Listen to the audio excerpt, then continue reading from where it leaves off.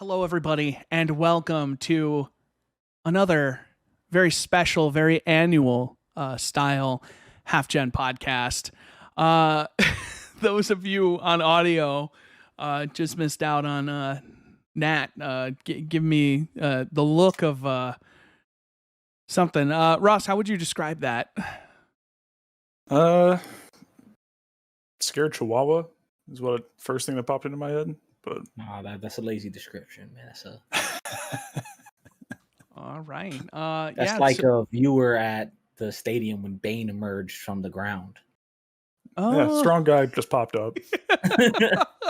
Oh, what the? Ladies and gentlemen, this is I can't really understand what he's saying. Ladies and gentlemen, this is the Halfgen. Into a microphone underneath that. This is Game of the Year 2020. We're doing it a little later than usual, but we really needed the time. For me, I needed almost every minute of it. For those of you on the audio, I'm going to introduce my guest. If you're watching the video version of this podcast, you've already noticed a new face. He knows he's here. Let me go around. Let me give you guys two of my favorite people in the world. All right. Nat and Ross, of course, here as always. And then here's another one of my favorite people. Another one of the, we were all those gaming nerds at one point. But the man who started it all, a nerd named Mark. Mark, how are you? Pretty good. I honestly expected. I just realized. All right. I was like, oh, he's having me up good, and I was like, oh shit. That was like that. I was like a little fizzle, but no, I know. All right. Wow. Yeah. I could have done a lot worse too. I know you could have done you could have been like, and there's Mark. Sheesh. And then there's Mark. There's that guy over there. Anybody watching on video, I was pointing up, on my end. Yeah. He's above me. Mark's above me. Mm-hmm. And I was like, oh, he's right here. And I was like, wait, I'm probably not in the same position for everybody else. You are. Yeah. Am I in to your right? Position. That's why I haven't done Yeah, anything. no, you're good. Okay, yeah, we're on the same position. there we go. Yeah, Nat was raising the roof. There's Mark, and there's Nat. Hey, Mark, give me a high five, man. Give me a high five, man. There we go. Nat. Give me. Wait, but no, other way, Nat. Other way. No, other way for me. other way for me. You're both for the the people other. at home. Yeah, you're the wrong way, Chris. Okay, no, I'm good. For what's being recorded, I'm good. All right. So our Mine's first the only one that category for our matters. Game of the Year. Hold on. First, listen. All right, things got crazy, guys. Let's slow down, guys. Come on. Can we just be serious for a minute? It is Game of the Year, and I'm pulling up something real quick. 2020, let's just say this up front. 2020 was a good year for games. It was a bad year for a lot of things. Everything else. But for games, it was a pretty kick-ass year. All right? I think we can all agree on that. Right? Yeah, it was pretty good. Like consistent throughout the year. There weren't like big gaps of nothing. Yeah, one of my top 3 games of all time was released this past year. It's a pretty good year for me. Boom. Final Fantasy 7 Remake. Delicious. It is a very good game. It is not that. I know. Guys, we are going to jump right into it, but first, excuse me, the cough is back. We did want to, we made this a tradition last year. We're going to do it again this year. We want to take a trip down memory lane. Mark wasn't actually here last year for this. But he was here for the Jenny, so of course we brought him back because the Jennies were great. We're gonna go over our 2019 Game of the Year because let's look at where we're coming from. Okay, let's just take a minute here. Let's just read the winners. And we're gonna read the winners. Okay. Yeah, but we can, if you have any thoughts, feel free to express them in quick order. Ooh. That didn't even change the microphone. I moved away and everything covered. Yeah, it sounded like you were just right up on your mic. So that was that was awful. The games are amazing. Best setting, Control. Best character, Deacon St. John. Best multiplayer, Risk of Rain 2. Best performance, Elizabeth Grulian, I think is how you said that, as second sister in Jedi Fallen Order. Best voice acting, Jedi Fallen Order. Best add-on content or noteworthy expansion, Final Fantasy XIV, Shadowbringers. Excuse me, biggest letdown, Anthem. Biggest surprise, this is half of why we're doing it, Greedfall. Wait, can we just context? This is why in Ross wanted to after do it biggest first. surprise says little or no expectations. Yeah, Then and it it makes was, perfect sense because yeah. it's still the same. Best new IP, The Outer Worlds. Best indie, Risk of Rain 2. Best sequel / prequel / we have a better name for a lot of these categories this year. Fire Emblem 3 Houses. Best remake / remaster, Age of Empires 2 Definitive Edition. Best music, Fire Emblem 3 Houses. Still don't agree with that one, but you know what? Can't change it. Best story, Days Gone. I forgot that I managed to swing that. Best in-game moment, Blue Lions Chapter 10 in Fire Emblem 3 Houses. That's a category. God damn it. That's a category that will not be making a return this year, just full disclosure. Best visuals technical, Anthem. Best visuals artistic, Destiny 2 Shadowkeep. Best publisher, Bungie. That's another category that will not be coming back this year. And Game of the Year, Fire Emblem 3 Houses. What a weird year. What a weird year, and I don't agree with most of that. Fire Emblem 3 Houses, I'm not sure would make my top 10 this year. Oh, to be perfectly honest. It would still make my top 10, but it would not. I mean, I'll tell you what, it wouldn't even be considered for Game of the Year compared to some of what we have this year.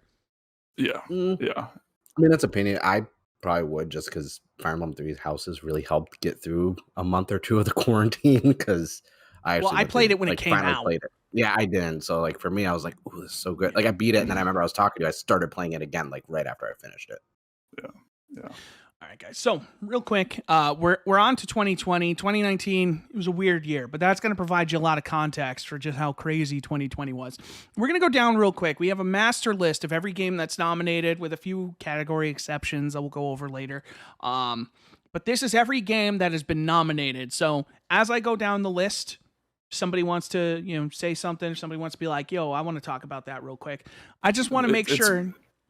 It's going to be mostly, if you want to chime in, it's mostly for games that you don't think will probably win anything, and you want to just talk about why you put it there and why you liked it so much. Why it deserved to be nominated more than anything. Because in past years, one of the things that's upset me is we put a lot of games on there, and the first thing we say is this game's not going to win. So I feel like all of these games ultimately have a chance of winning all their individual categories. The nice thing now is, though, we have less nominees per category. We don't have like 9 games and then 5 of them don't deserve to win. These are all pretty much games that deserve to win in one capacity or another, or are meaningfully nominated in one category or another.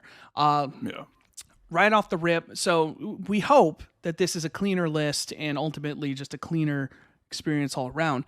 First on the list, no particular order. This was just, I got to the list first. Final Fantasy VII Remake. That's a game we're going to be talking about a lot today. Yeah. Oh, yeah. That is, I have made it no secret that it, God, it is the remake of my all-time favorite game. And it is almost impossible to, ignore that aspect of it. But I think even in the context of a newcomer coming to that game, I think that game does great things, and it really tells that story in such a modern and effective way, that anybody who has played it before or who has never played it before can really come in and get the most out of that game, which is probably like the craziest thing you could say about a remake of that caliber, of a game of that caliber, It doesn't happen often. It's incredible that it did. And that's a game we're going to be spending a lot of time with today. Who wants to take Hades?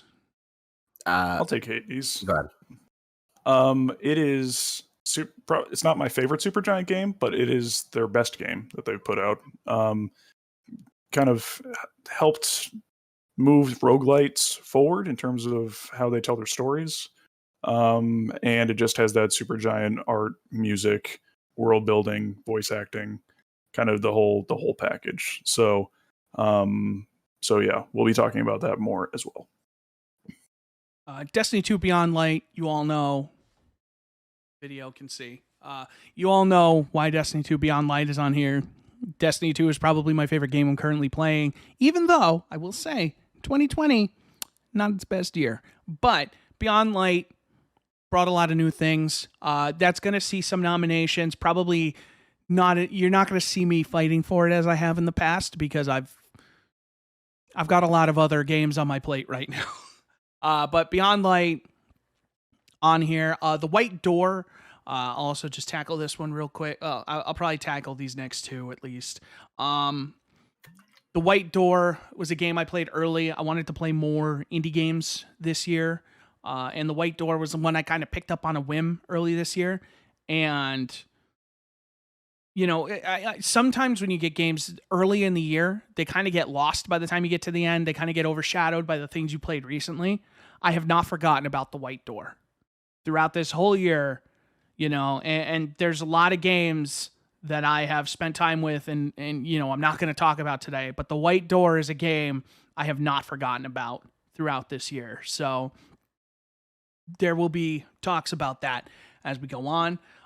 Unfortunate Spacemen had the unfortunate circumstance of getting overshadowed by a 2018 game this year in Among Us, but Unfortunate Spacemen, free to play, space people, one of them's a monster, and you know, you got to figure out who before they kill you. It's a simple concept, but it's well executed in Unfortunate Spacemen, and you know, there are a couple of categories where I think that game really has a shot. Mark, do you want to take Doom Eternal? Do you want me to take Doom Eternal? I mean, I never finished Doom Eternal. Obviously, since 2016, Doom is brought back to the promised land of greatness.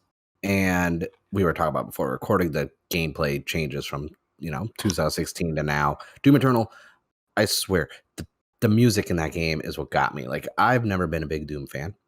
In the heyday of those type of games, I was a Duke Nukem guy. But Doom Eternal, I have to finish it. It's on my list. I've played about halfway through it, but just the music sets the gameplay up for you. Like when I'm playing it and like the riffs start playing, like I get amped up. Like I stood up in the middle of playing it, just stood up, just like crouched down playing, just like gritting my teeth and just like murdering people while the good music was playing. And I'm like, gets you amped. It's the first Doom was like one of my favorites. I still think Doom 3 is amazing. It's a good franchise, and Doom Eternal just continues to show like older games can be remade and get sequels and still work now. It's timeless. It's Doom Eternal made Doom timeless now. Yeah, no, I agree with that 100%. Run through. I was like, what's that next one? I don't even know what that is. Yeah, no, Kingdoms of Amalur Re-Reckoning. You don't remember? I did that whole... No, you clicked on the one after Oh, it. yeah, and no. I thought that's... Yeah, no. Kingdoms of Amalur, come on now, kid. Come on. As your elder. I wrote about it on Those Gaming Nerds, all right? You remember how many review in progress I did for that? That's because I didn't feel like writing. Yeah, no, yeah, I get it. Mark and I both actually played a lot of Kingdoms of Amalur back in the day, so we can both vouch for this. You know, the remake, or not remake, the remaster. It's more Kingdoms of Amalur, but that's not a bad thing. You know? No, it's really not. It's really not a bad thing. I haven't played it yet because I was playing the original still. I started the original this year, and then I was like, I'm buying Re-Reckoning, so I stopped playing it, so I didn't get too far. I have played a little bit of Re-Reckoning. It is that game, and it's more of like, it's definitely a remaster of more of how I remember it kind of thing, but it's a good remaster. You know, can't really complain. Deep Rock Galactic, how do you guys feel about dwarves? Take them or leave them? I'm playing as one in Divinity now, so what if my affinity's higher. What if they're drunk and yelling at, like, you know, alien spider guys and just like shouting at the top of their lungs like rock and stone all the time? Just, you can press a button that's just them like getting hype and getting really into it. Dream.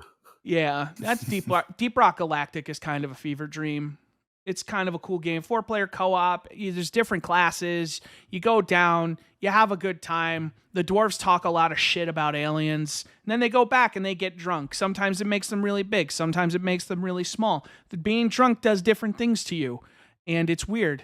Deep Rock Galactic is a weird game, but it's cool. Nice. Ooh, that's a good choice right there. Yeah.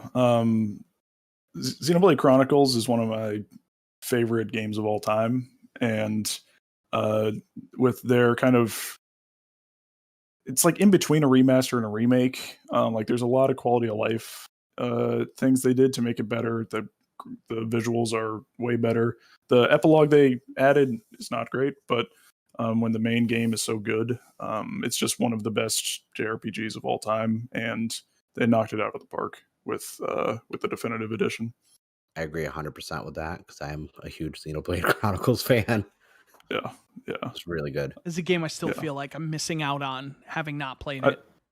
I think you'd like Yeah, it. You are. Honestly. You would definitely like it. It'll just take 80 hours. Yeah. I don't know about 2 though. I don't know about Xenoblade Chronicles 2 though. I don't like 2 nearly as much I as the first game. had a lot of issues with some of the. I almost feel like technical I should play side of 2 that game. first then.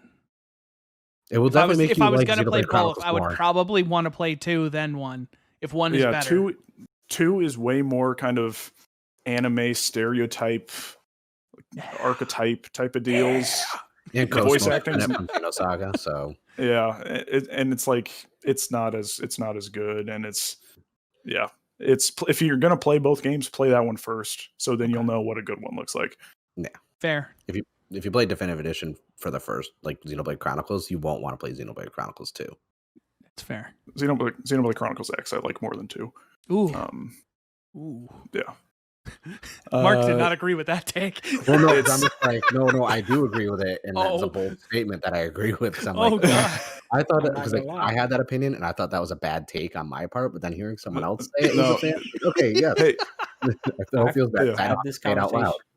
I've had this conversation with Ross. Xenoblade Chronicles 2 was my first experience with that series, and I'm not gonna lie. I was like, Ross, I don't know why you like this game. I was like, yeah, it's by far the worst one. Yeah. Xenoblade Chronicles X doesn't have a great story, but it has one of the most fun to explore open worlds I've ever experienced in a game. Anyway, back to this year. Yes. Next game on the list is The Last of Us Part 2. Chris and I made a blood pact at the end of last year that I would finish Final Fantasy VII Remake before this podcast, and he would finish Last of Us Part 2. and by We the have both skin of fulfilled. his teeth. Yeah, we have both fulfilled Chris our slides in home obligations. base safe. Chris did about 2 hours before we just started recording. So, Last of Us Part 2 is incredibly divisive. It has detractors, and it has people who will raise it to the rooftops. I totally understand all of the criticisms of the game, and I agree in part with some of them. If you haven't checked it out on the website, I did write kind of just an editorial one-off about kind of responding to a lot of people's criticisms of the game with just kind of my own take. But I think in a lot of ways, it's Naughty Dog's best game to date, and kind of a tour de force of kind of video game design, to be perfectly honest. So it'll come up in additional conversations. The Last of Us Part 2 is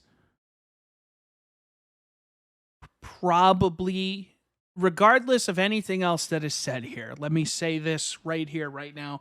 It is probably the most important game that released in 2020, if nothing else, because it's probably going to be the is- source of my first tattoo I get. it is incredibly divisive, but I think that says so much about the story that it's telling and how it's telling it, that it evokes all these different emotions for so many people. Because the thing is usually like when a game gets general praise and all that, and I don't want to spend too much time on this point, but like usually like the praise matches, but everybody kind of has a different feeling. The critics rave, but then everybody kind of has this different opinion about it because the game hits them so different, and it hits everybody differently than it does everybody else.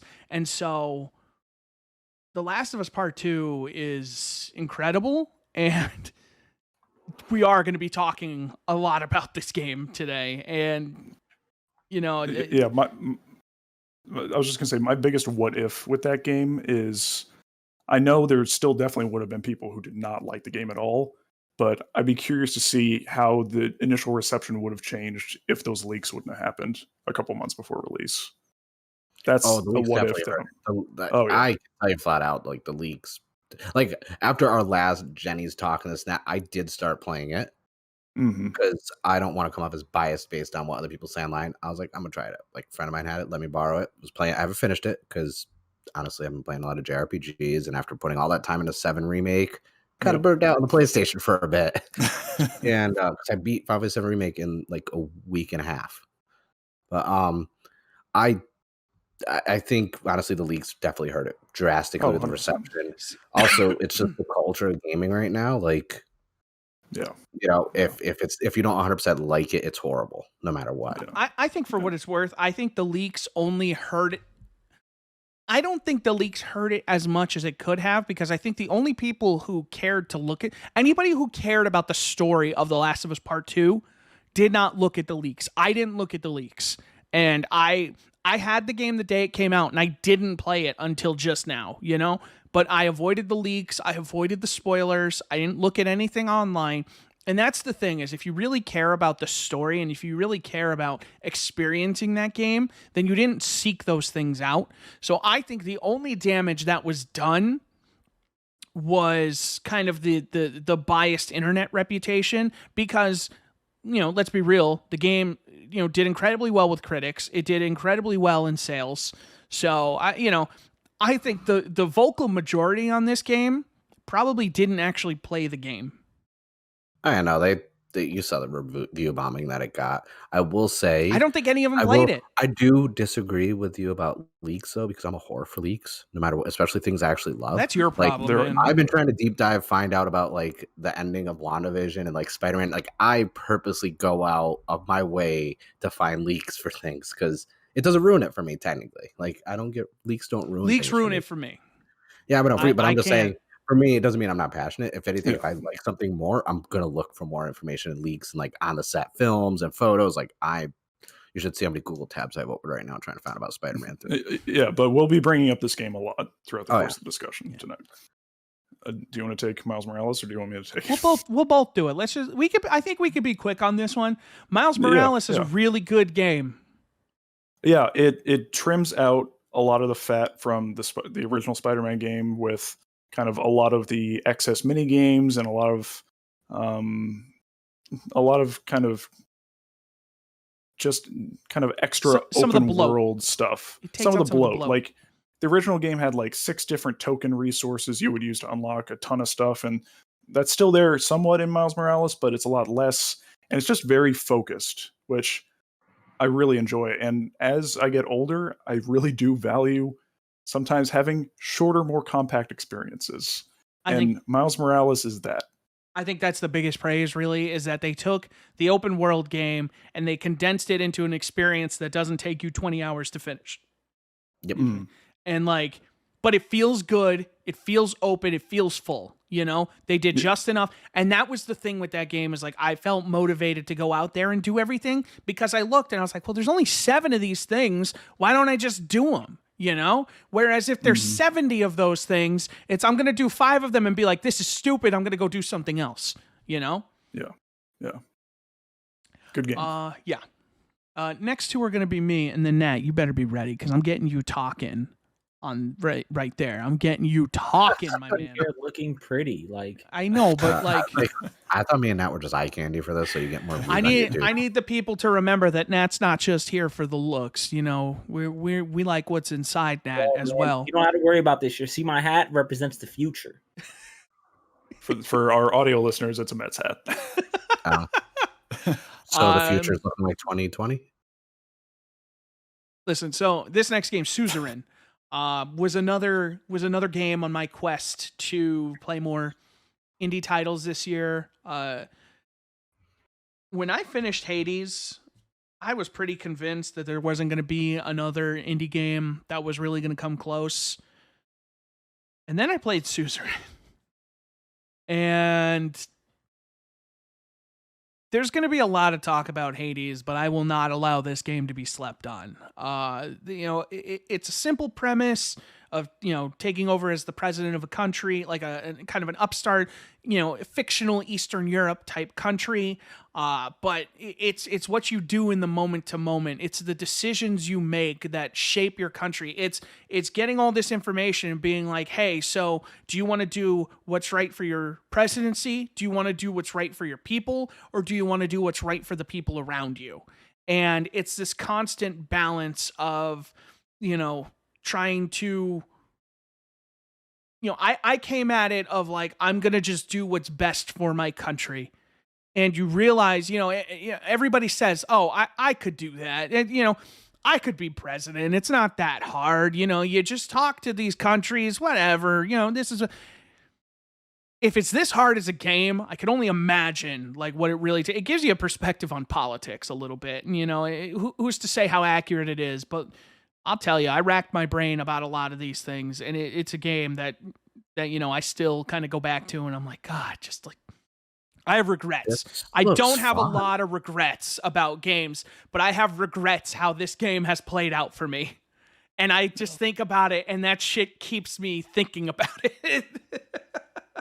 I didn't even know this game existed. Like because I was like, I'm Googling most of the games on this list for indie titles that I don't like know of.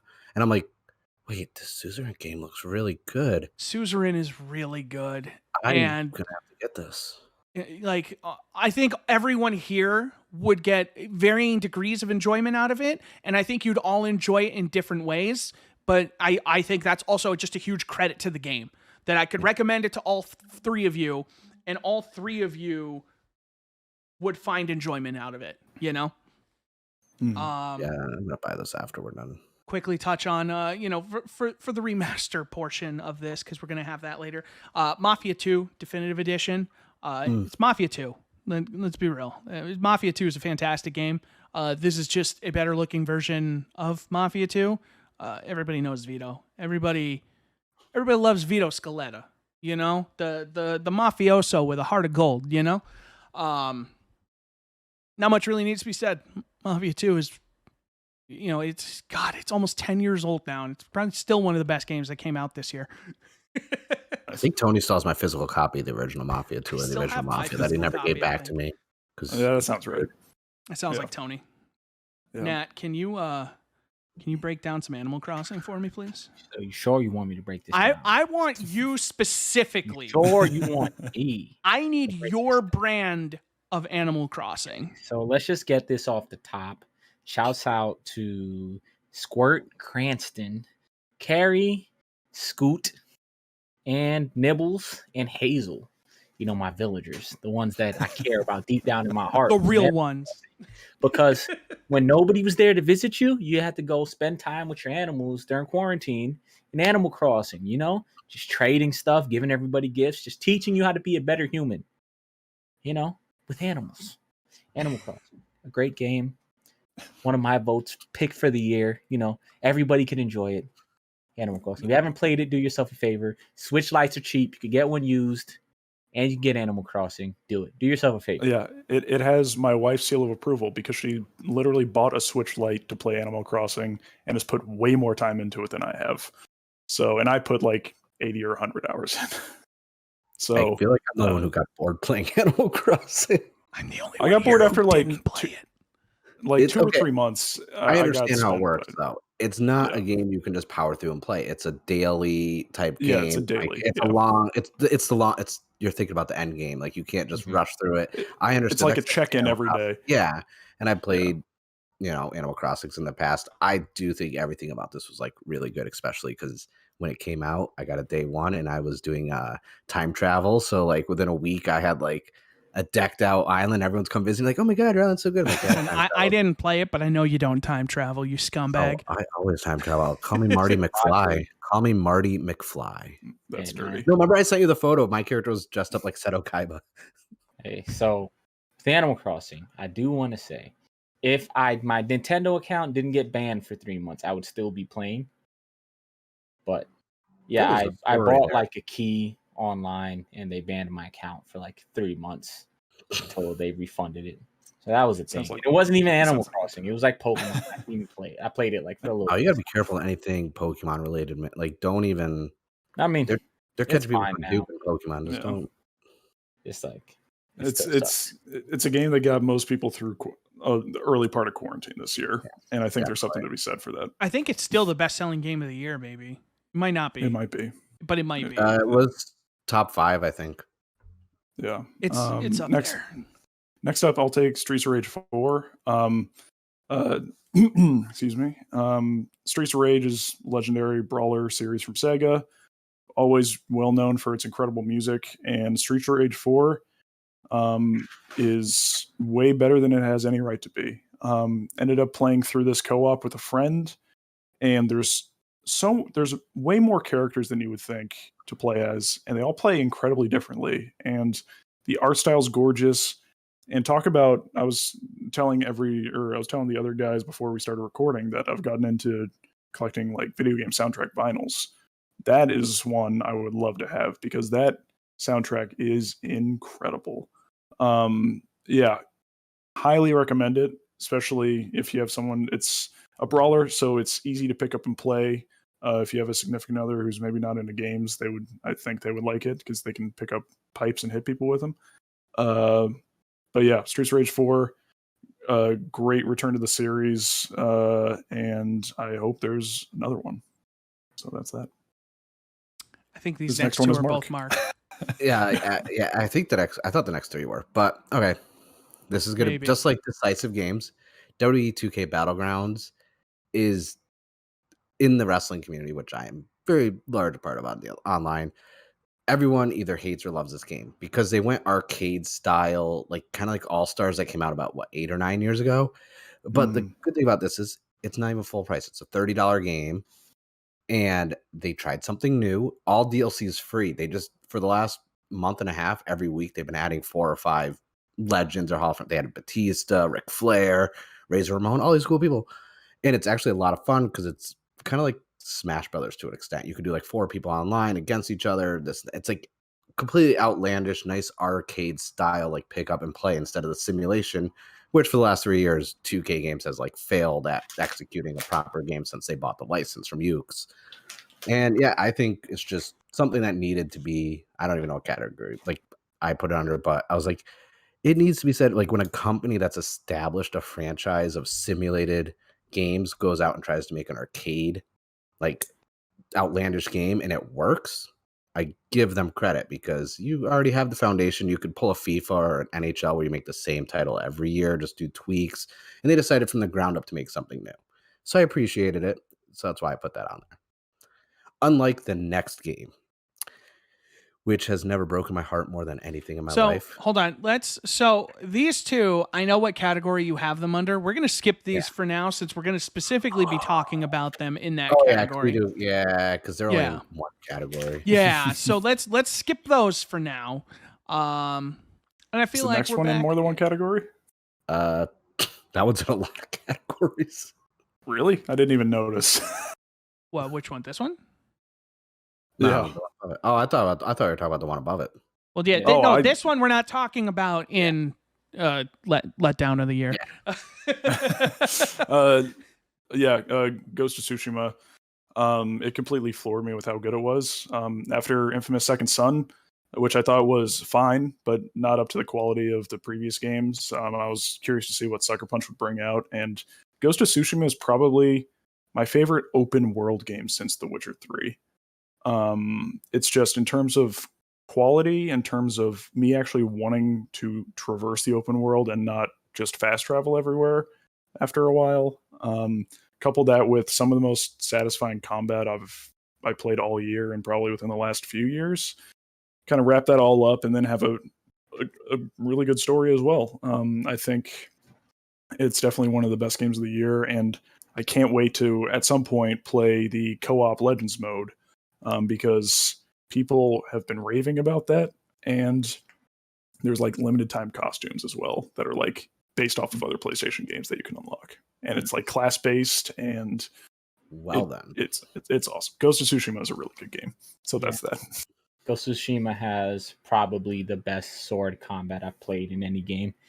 Personally, I like the sword combat in Ghost of Tsushima a lot. Yeah. And who else lets you spit bars and poems and haikus? Like what you call it, like Ghost of Tsushima. You can't do anything else. So automatic points. Throw the rest of the games away. Like, listen. Yep. Haiku wins game of the year. You heard him. All the other games are gone. That doesn't matter. Clear the list. Especially this next one. Oh, I'm kidding. I feel like this is also you, Mark. No, the one right below Ghost. Is this you, man? I don't even know what that is. No, I I didn't put played that there. I didn't put this here. I didn't put Okay. that there. Everybody else is I on the don't, list. I don't even have it. Okay, yeah. It's Here we go, also Cypher just pops up right in the middle, like I'm taking over your. someone put it in best new entry in existing franchise. Nah, that's not me. Okay, none of us actually nominated it. I I'm haven't taking entered it. in. I haven't entered in What? anything. Yeah, get rid of it. The Yeah. next Yeah, I one got- is me. The next I one got after rid of that it. is or actually, the next two Somebody, are- somebody We put might this have- in. We might have been trying to fill out the list, and we're just Yeah. like spitballing stuff. That's what probably came what out. happened. Actually, I would say like Yeah. the two after I put in there because Okay. Yeah, those are some of my most played games. I'm gonna say the Go games for it. I added are at the very bottom. Watchdogs Legion.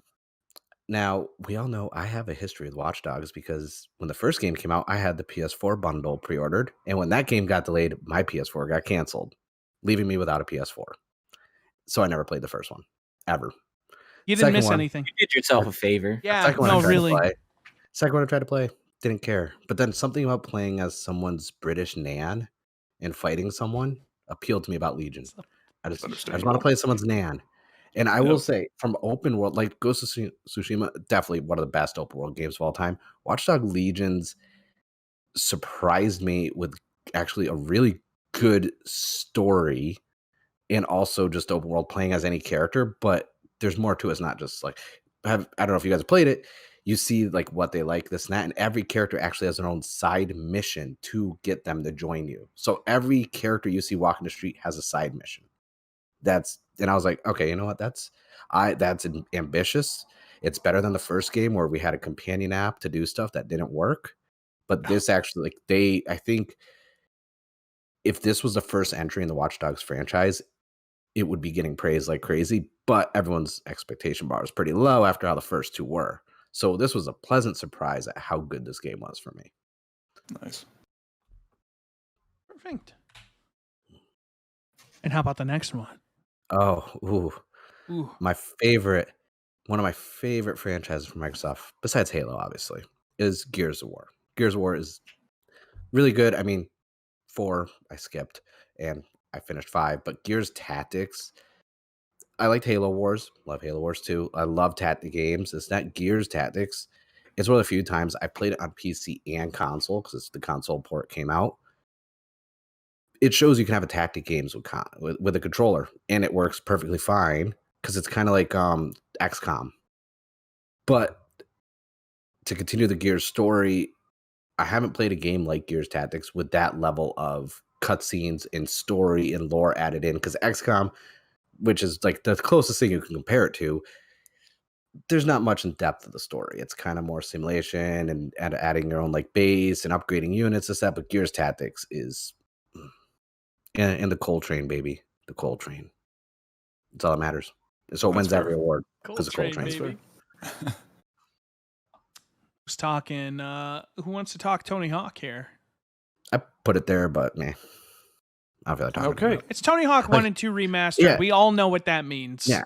And it's good. It's good. Soundtrack's still good. Added some extra tracks. It looks really smooth, polished graphics. This was just a good PR move because the last Tony Hawk Pro Skater game to come out with Lil Wayne in it was hot trash. Yes, it was. So And so there's the just franchise remake was dead. the There was two no faith good in it, so they ones and had then to go boom. remake them. Yeah. Yeah. They had to. They couldn't make another game because they lost all faith in the franchise. Spider-Man Remastered is Spider-Man 2018, which was one of my favorite games that came out that year. Now it's remastered. Peter has a new face that falls more in line with Tom Holland Peter. I always thought the I original like the new face. Peter. I like do. it. I always thought the original Peter from the 2018 game. He always looked a little odd to me. But at the same time, the new Peter kind of looks younger than Miles Morales, which is kind of an issue as well. But it's a great game. It's Spider-Man 2018, and it Now looks it's- way better now. Now with 60 FPS and ray tracing. Indeed. Can't And web really go shooters. wrong. Yeah. So That's how you're going to get me to finish that Spider-Man game is 60 FPS and ray traced. This one I know is Mark. Yes, it is because it's the best game from this franchise, Pokemon Mystery Dungeons Rescue Team DX, which is a remake or remaster, and it's better than Let's Go Pikachu. It's lighter than and Let's Go Eevee and Sword and Shield. It's very artistic. It's almost like a watercolor pastel hand drawn design, Love it.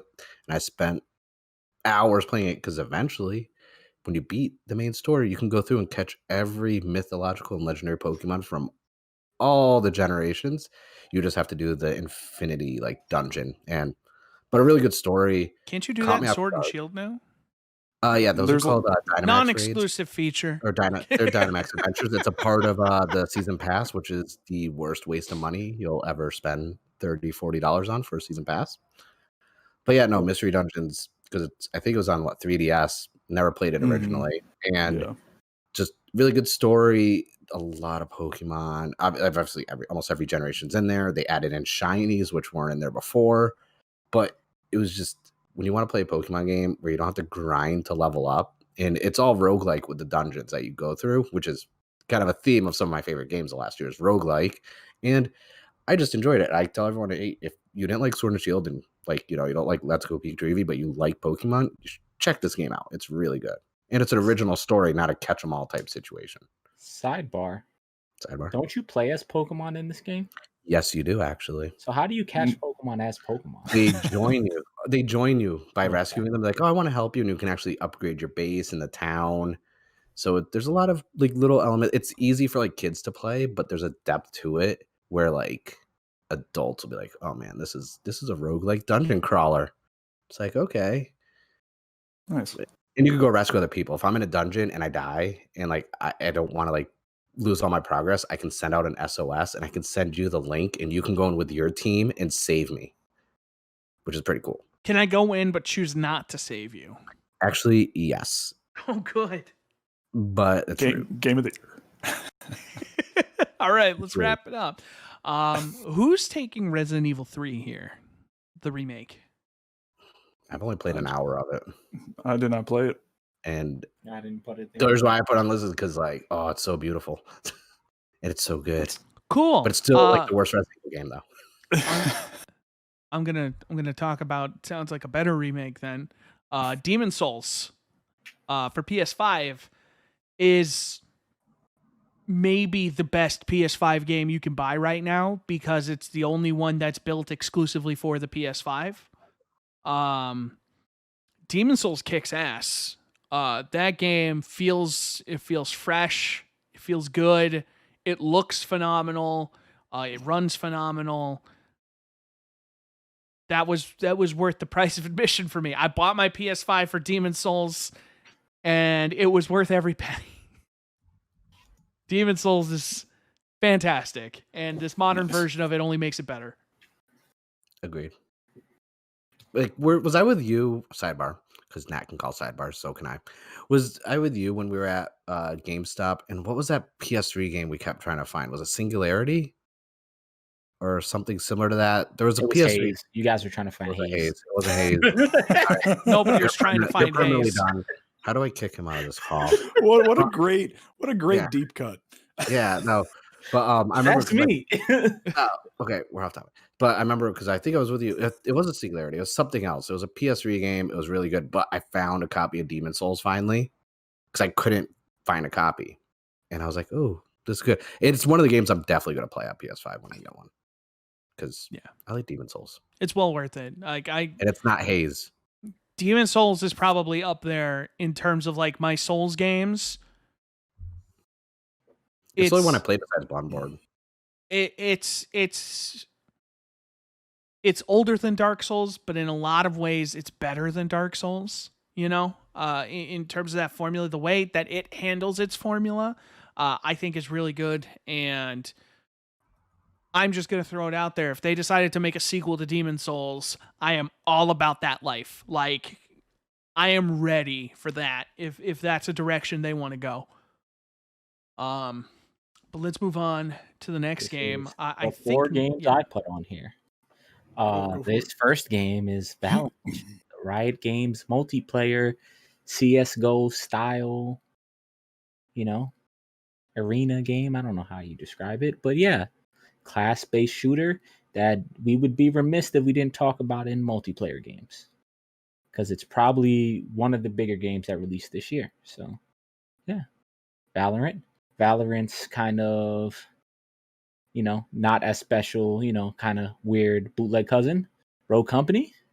by by I can't even remember the studio, but High Res. I play more Rogue Company than I do Valorant because my friends played and they have crossplay, but probably not as good, but it's on there. It also came out this year. And Yellow Chair Defense Force Unite, I guess. This is your time. Cyberpunk 2077. I don't know if I need to say much about this, but they're bugs and, cyber dicks. Suffice to say, he's talking about the PC version. Yeah. I've got all the versions, man. You can get a cyber dick in any version. We're not talking about the console versions of Cyberpunk. Nobody wants that cyber dick. And Ghost Runner. It's just a random game that there was a lot of advertisement for. It's published by 505. I don't know who actually produces, who makes it, but it's interesting. And I played a couple hours into it, and it's cool. And that wraps up my TED Talk, guys. Nice. Nice. I'll take the next one. Astros Playroom. It comes with every PS5. It's probably the most concentrated amount of joy I've had playing a game all year. It's a love letter to platforming, and it's a love letter to PlayStation. It does such a great job taking you through the history of PlayStation, from the whether it's the hardware or whether throughout every single level there's dozens of little astrobots reenacting scenes from PlayStation games throughout the years. Calling it a tech demo is a little reductionist, I think. I think everyone should play that game, and everyone would like that game. I got the platinum in 3.5 or 4 hours and saw everything it had to offer, and I still want to go back and just play it more. So I still actually do need to play that, but I'm very interested in doing it. Yeah, I'm actually very excited, but I had all these other games I had to play. One more game, and then we're going to get to awards. We promise. No, we're not talking that. We're talking about that in the first category. So, okay, cool. All right, so that's kind of the master list of games we care about. Let's talk about the games we don't. In the first category, biggest letdown, which is a tradition here. The game that kind of just disappointed us the most this year. Traditionally a game with high expectations. To go over the list here, we'll start talking. Everybody will put their case forward here. So one of these games is not like the others. And I feel like if we vote for this one particular game, I feel like it gets excluded from all the other positive categories. I don't know. I don't think. Yeah. I don't think it wins this category. Okay. No, it's definitely not with I was my going to say, not with the anger in me. This definitely, at least I put it here, surprise, surprise, because I felt like we need to acknowledge the missteps.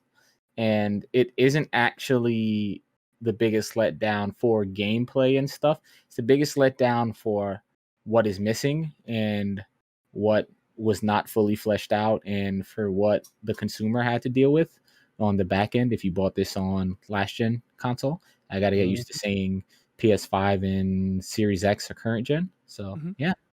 So the game we're talking about is Cyberpunk. Yeah, obviously. The other three games we have in this category: Warcraft 3 Reforged, Phantasy Star Online 2, and Wolcen Lords of Mayhem. One of those games, I don't even know what it is. It's probably Wolcen. I'll tell you. Let me get mine out of the way real quick. Wolcen was a game I kickstarted back in the day, back when it was called Umbra. It's a Diablo-like. It's an ARPG built in CryEngine.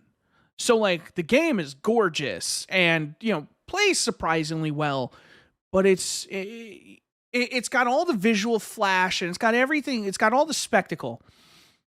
But boy, is it kind of boring.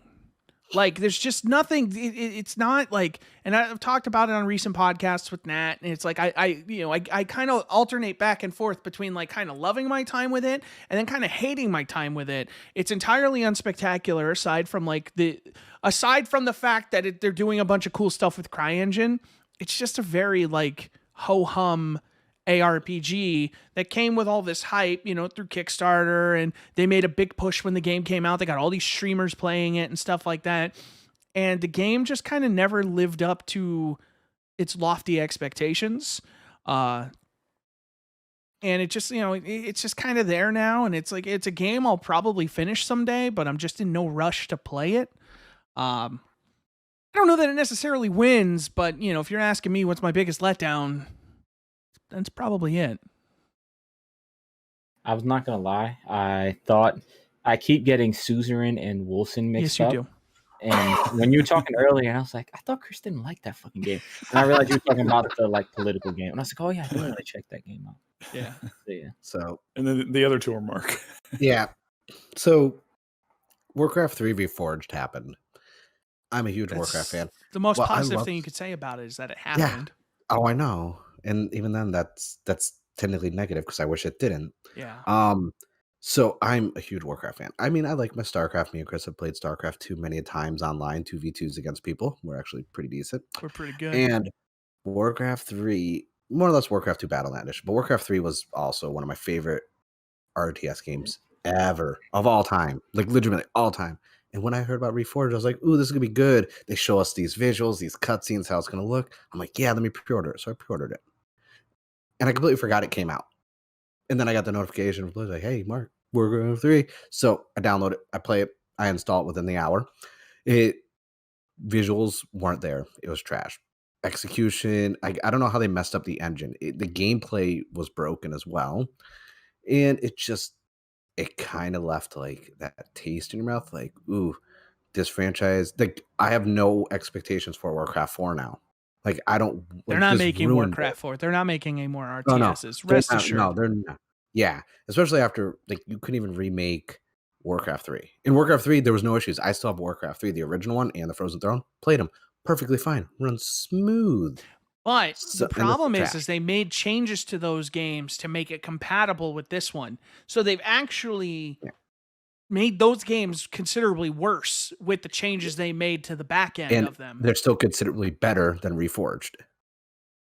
They made those games worse, but they're still better than the Reforged. Which is such a shit scenario to be in. It's honestly one of the few times Blizzard has let me down. That's not something I've said almost rarely ever, that Blizzard has let me down with a release. That, on the other hand, a game that actually works and isn't broken that I thought just ripped my heart out was Phantasy Star Online 2. I'm a huge Phantasy Star Online fan. This one, I'm gonna go out there and say. Okay. Well, you might not agree, but hear me out. Over there on the other side of my apartment is a black 2K edition of a Dreamcast. And next to it is two cases. I have the 1.0 and the 1.1 version of Phantasy Star Online, the original. I originally owned these too, so I never sold them and bought new ones. I'm a huge fan. I still play because you can play offline. I was so hyped. Phantasy Star Online 2 was originally supposed to be out on the Vita and the PS3. Just say. I had it on PC with an exe file to translate everything to English back in 2013. Whatever Phantasy Star Online 2 is now is not what we were supposed to get. And just the hype, the years of waiting, like I was like, oh, I want to play this on my Vita, I want to play this on my PS3. And I'm like, oh, maybe it'll be on the PS4. Nope. Now we're in another life cycle. It gets released and it's muddled. It's just oversaturated. Like the colors in the design of it were meant to give you a headache. But then gameplay, being able to switch your classes just by equipping weapons, I hated it. Like it seems like it's Phantasy Star Online in name and visual stylings, but it lost everything. You could have named it anything else and it would be fine, but it's not a Phantasy Star Online 2. It just doesn't seem the same. And I thought maybe it's been so long, so I did take out the Dreamcast and I did boot up the original. I was like, nope, I'm not wrong. It just let me down because maybe my like in parentheses high expectations. My expectations were really high because it's like they didn't release it 7 years ago. They had 7 years on top of the 6 years they were working on it. So they've had over a decade to make a good, cohesive game. And instead, it just seems like they made it free to play. And then it's like, hey, microtransaction it. Just screw it. I'd rather pay $60 for it and have like a cohesive game to play than to have constant updates, banners for this. And that. It's like, I hate that shit so much. So that's why. Yeah, I mean, so for me, I feel like Phantasy Star Online has a future with them coming out with the new Genesis or whatever next year or this year. I don't think Warcraft has a future, and it sounds like the last World of Go Warcraft ahead. does. So Warcraft technically has a future. Okay, we're talking Sure. RTS. Yeah. But if we're talking about yeah. RTS, yes. Yeah, I'm sorry. RTS. Like there's already little chance a new one was going to be made with the way Blizzard is going, and with what it sounds like for this, they shouldn't even try. Nail in the coffin. I feel like Warcraft 3 wins this category. I agree. Oh, definitely. Because I got a refund for Warcraft 3. Yeah, that's I fair. got a refund for Cyberpunk. Welcome also, to the but- refund portion of this podcast. Right. Let me boom. Well, you're doing that really quick. I don't know why it got removed, but I know it was going to win. I thought I typed Marvel's Avengers and biggest letdown also.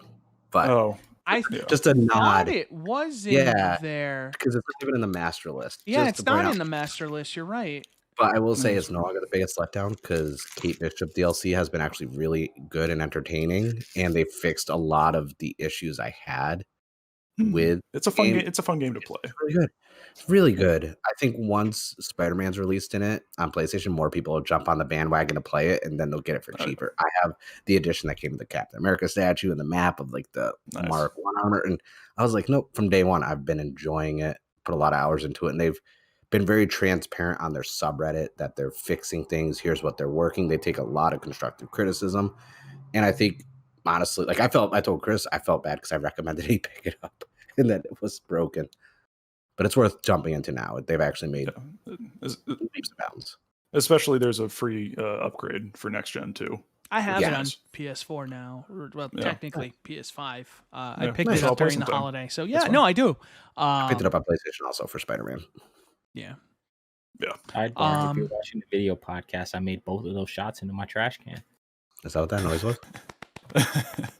He was looking really proud of himself. That's what I guess it was. I saw the fadeaway and he was holding it, so I knew he made it. You know, I like thought it that was froze. pride. I thought No, his video froze. that was pride. I could see it, man. I'm with you, man. It's like you're just playing like RJ Barrett right now, man. Hey, man.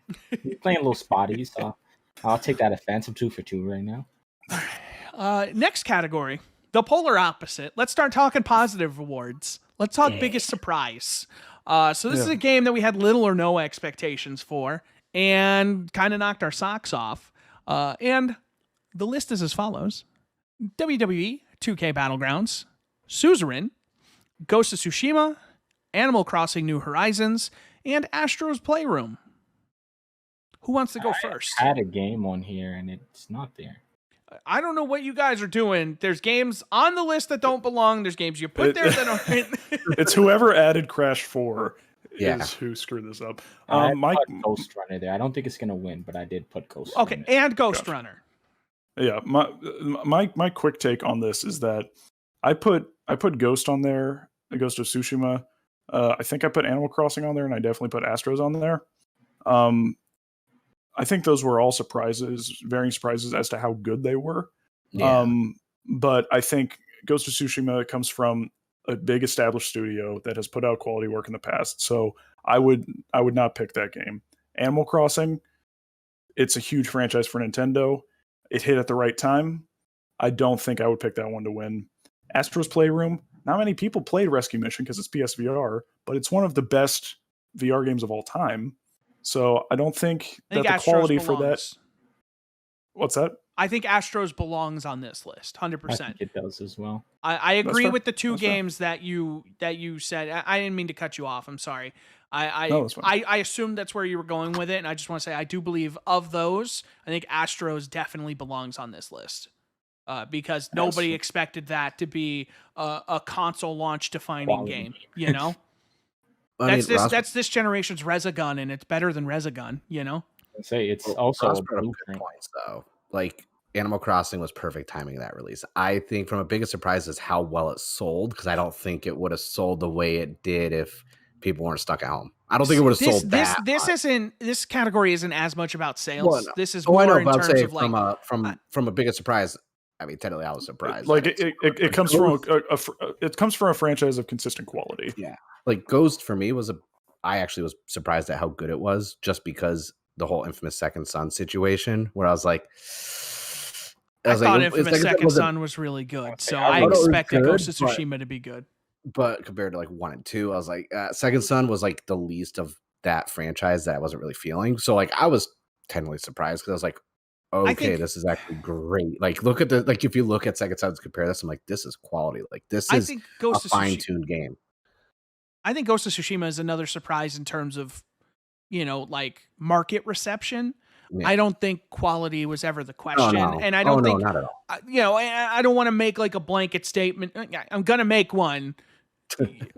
I think for the most part, Sony games, there's a certain expectation of quality out of their first party.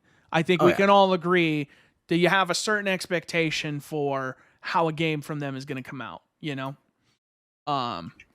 Yeah, I think personally for me, I think there's a clear winner in this category from just going through the initial list. Yeah, like who do you think is the winner? I've only played 3 out of those games, so yeah, I think. I mean, I can make an ahead, argument for my game, Ghost Runner. Mm-hmm. I didn't expect anything. I thought it looked cool, and it's actually, a decent game. But I also think there's a clear winner here. I don't know if Mark wants to talk about WWE 2k Battlegrounds. That's the downside of us doing our introductions for the games. It's like, well, I have nothing really new to say about it. Yeah, I think the clear winner is Suzerain. Like, I will say, because I googled it while Chris I love you guys. I want to play it. So I fucking love you guys. Yeah, because after Chris has explained more about the game on and off the podcast, I bought the game. I just haven't had time to start it yet, but it sounds fascinating, and that's a literal surprise because none of us really knew it existed. Yeah. No, I didn't know until 10 minutes ago, and I have it on my wish list, and it's in my cart right now. So yeah, I think that's. Are we making it green? I was gonna say, because out of all of the games that I didn't plan on playing, that's the game that popped up, and I while Ghost Runner also popped up, I was like, this popped up, and I was like, how the fuck didn't I know about this? So I think Suzerain wins. This was the best swing I took all year on a whim. This was the best. Yeah. This is my game that I want to have one of these every year. This is gonna get me to buy more games like this. I fucking love Suzerain. You're gonna get a text message from Suzerain in the morning why'd you suggest this game? Dude, I cannot say enough good things about that game. I really can't. That game is just spectacular. Yeah. I like this next category. So Suzerain wins best surprise. Any last minute additions to this by anybody? Because I feel like we've got a lot of great performances on here, but not a lot of game variety. Yeah. Nat, go ahead and add one. I added Please. One. The only one that's not like the rest of them is the one I added because okay. Too busy to make it uniform. Oh yeah, I can tell. Links, weird fonts, so for some reason the background color gets dragged in. Like, what are they doing? Yeah, that's a very worthwhile addition to the list. Ross, do you want to take this because you probably know how to pronounce that name? Yep. Best individual performance in a game. The nominees are Laura Bailey from The Last of Us Part 2 as Abby, Ashley Johnson as Ellie from The Last of Us Part 2, Troy Baker as Joel from The Last of Us Part 2, Daisuke Tsuji from Ghost of Tsushima, and Brianna White from Final Fantasy VII Remake as Aerith. Yes. I compliment you on your pronunciation, man. That was actually spot on. Nothing goes unsaid. Your pronunciation is acceptable, pal. Exactly why I wanted him to do it. I knew he'd nail it. I'm looking to try and take some Japanese lessons this year, to be perfectly honest. If you need an app or you need any recommendations for where to go, I've been trying to do the same because my tokusatsu addiction is bad and everything's in Japanese.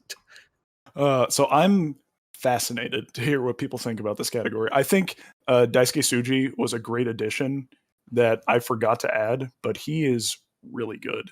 And he actually did a playthrough of his own game on Twitch, and he's hilarious. Yeah. But yeah. I was gonna say, I feel like there's a lot to say with particularly the first three. I don't know how. I'm assuming Chris is gonna take away the last one, but I could talk about Daisuke's performance because go for it. Like on a lot of these style games, you get caught up in protagonistitis, where they leave the choice up to you, so the performance ends up being kind of lacking.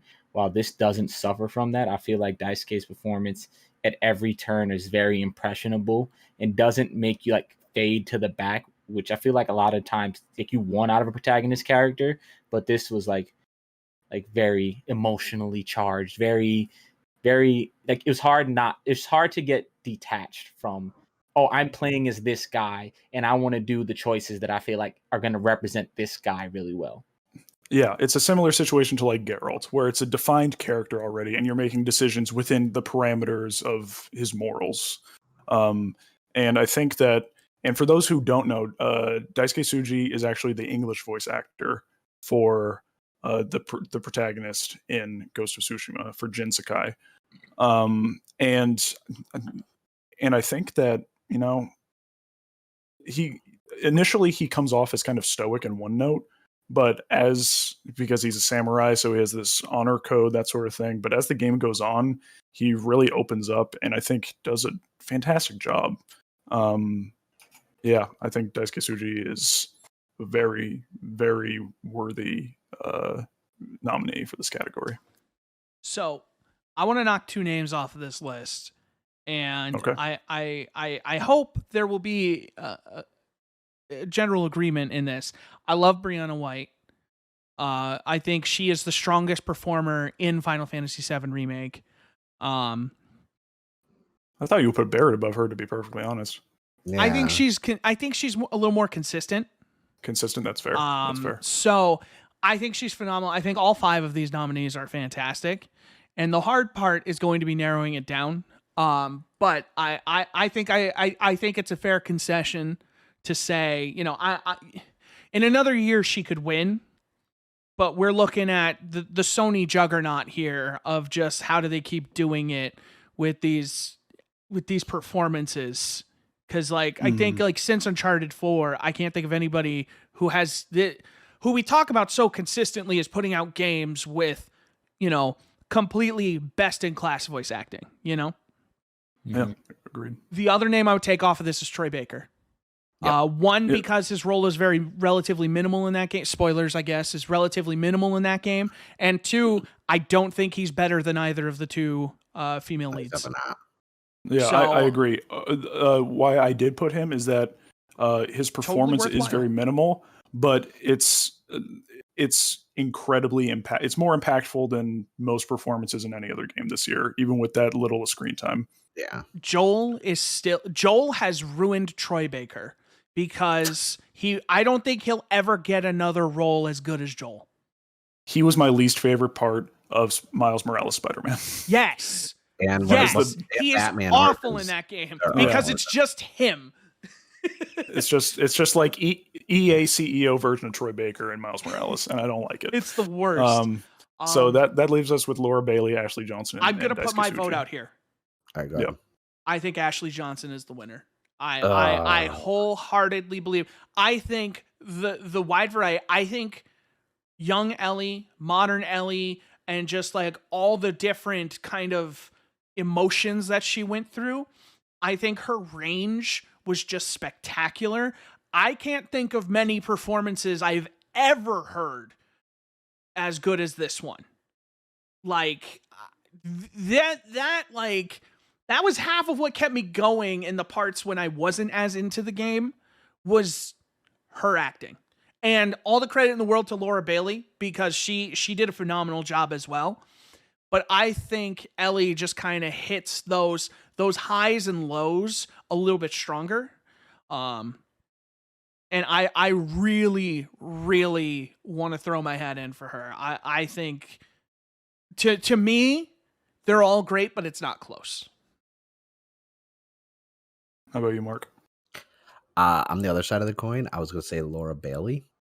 So for voice actors or actresses, for me, it's like the person is that character. And could I see another, like, so for Troy Baker is, you know, Joel or anyone else who does voices, my go-to thing is, I bet you Nolan North could voice that better. No, like I always try and like think, no. I don't think anyone in The Last of Us. No, I'm not saying from that. I'm just saying from standpoint, could I see someone else voicing that character? And that was just, you know, a non-specific example. Laura Bailey did such a good job as Abby. Like I didn't finish the game, but like I felt more of her as that character, emotional scenes, the anger, this and that. Like she did phenomenal. And then because I didn't finish the game, I watched the rest of the game on YouTube to see everything else just in case. Because like I wanted to at least know how everything else ends, this, that, and I was like, wow. I was like, okay, like this, she was really good. Like Yeah. I give her credit. Like honestly, I love Daisuke's performance, but I don't think he goes through as big of a transformation as either of the other characters. Yeah. When it comes to the other characters, I think Laura Bailey has so much heavy lifting she has to do in that story, in terms of making you like her. And some people never get there. But she became endearing in a lot of ways, whether it was her very personal to me, her very realistic fear of heights that she struggled with in the game, or her just kind of becoming Joel and filling in that Joel role when it came to Lev, and Lev becoming her Ellie. I think that she's introduced as a very one-note character, and I think throughout the course of the game, I think that while both Ashley Johnson and Laura Bailey do incredible work, I think for me, Laura Bailey edges out Ashley Johnson just a little bit because you're not going to grow to like that character unless the actor behind it is doing a good enough job to make you change your perspective on it. And I don't think many other actresses, if any, could have accomplished that in that role. So I think my vote is for Laura Bailey. And also keep in mind, not really related to it, but she did 9 months of this shoot pregnant. But yeah, sidebar. Yeah. Go ahead now. Yeah. Laura Bailey also does I can't pronounce her name. The English voice for Sasuke's daughter in Naruto. I didn't know that till just now. I don't watch Naruto. So she does a lot of voice acting. She's also Black Widow in Avengers, and she's also Supergirl in Injustice too. Yeah, she's kind of like the Nolan North Troy Baker. She was also female Fetch version in Infamous Second Son. First Light. Yep. Yeah. And First Light. Yeah. But Ross brought up like the best point. So like that's why, because like I couldn't vote for Suji because I didn't play it in English, so I can't. But I've heard like from the trailer stuff, really good. But Laura Bailey, like she like one note characters, and as a voice actor, being able to portray that growth of the character along the way, it's obviously not easy. And like her character was not a static character at all in that game. Like there was a lot of changes and growth, and Laura Bailey definitely killed it. Like I was just gonna say one. Okay, go ahead. Okay, I'm not gonna do this all day. Just one more quick thing is that, so I'm a big fan of Critical Role, the web D&D series that Laura Bailey's a part of. I've watched hundreds and hundreds of hours of her talking. When I played the game, I forgot it was her for large stretches of the game. She just melted into the character so much, and I think that's a testament because it's not having the Troy Baker syndrome of him playing himself in everything. So that was my last thing. Chris, go ahead. I mean, I pretty clear that that where it is. My bad. What? I was gonna say we could leave the vote where it is if it's 2-1-1. You guys keep talking. If it's 2-1-1, Laura Bailey is the clear winner. Well, I think there should be a consent. Wait, who's still voting? Who's the other one? I'm saying it's 2 for Laura. If I stay on Daisuke, you stay on Ashley. There's a clear winner instead of somebody having to switch. You know what I mean? Well, no, I mean we should come to an agreement on it. It shouldn't be we shouldn't have to, define it. I think it's pretty clear, where this is going. Just for me, like I ended up liking Abby. I liked Abby's side of the story ultimately better than Ellie's. And I do like Abby as a character, and I like where she ended up. But like the thing to me, and maybe it's something I missed, but she didn't like. I didn't get lost in her role like I did into Ashley Johnson. I feel like Ashley Johnson just kind of had more of the emotional spectrum for me that I heard more of like that strain in her voice when she tosses the gun and she's just like fuck, you know, and like the way she just kind of effortlessly kind of just conveyed that. And like, you know, Laura Bailey did an excellent job, but like, I don't know, like for me, it wasn't like she was fantastic, but to me, it just wasn't. I think, you know, if you rank them in order, you know, in terms of like how we have these from 3 to 1, it's Troy Baker, it's Laura Bailey, then there's a gap, then there's Ashley Johnson. In my eyes, you know, from my you know, enjoyment of the game.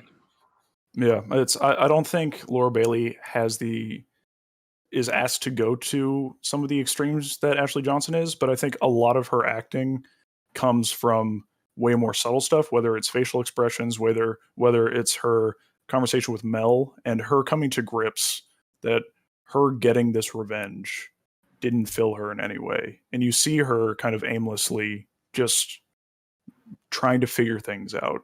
And I think that once she finds that purpose and when she delivers that "you're my people" line is the one that really hit me hard. That one, yes, that was That was a big line at the right time. You know, that was really well done. I did like that. Yeah. So for me, again, there's not a huge gap at all between those two. I think it's very narrow, but I would still lean slightly Laura Bailey for me. All right, so I would say I haven't. If you guys want my opinion on the two, I haven't played the game, so I don't know. But from the trailers, I would have to kind of side with Chris if that's where we're going. But I do. They also didn't show Abby in a lot of the trailers because they're trying to keep that part of the game secret. I know. That's what I'm saying. She was in one trailer and didn't really have much dialogue. Yeah, and they just released the Abby story trailer like a month ago. It's been out a while. So. Yeah, so. So it sounds like Laura Bailey wins this one. Very close. Yeah. Everyone that's one of the strongest categories on here, I think. Yeah. In terms of nominees. Yeah. Next category is best performance for an entire game.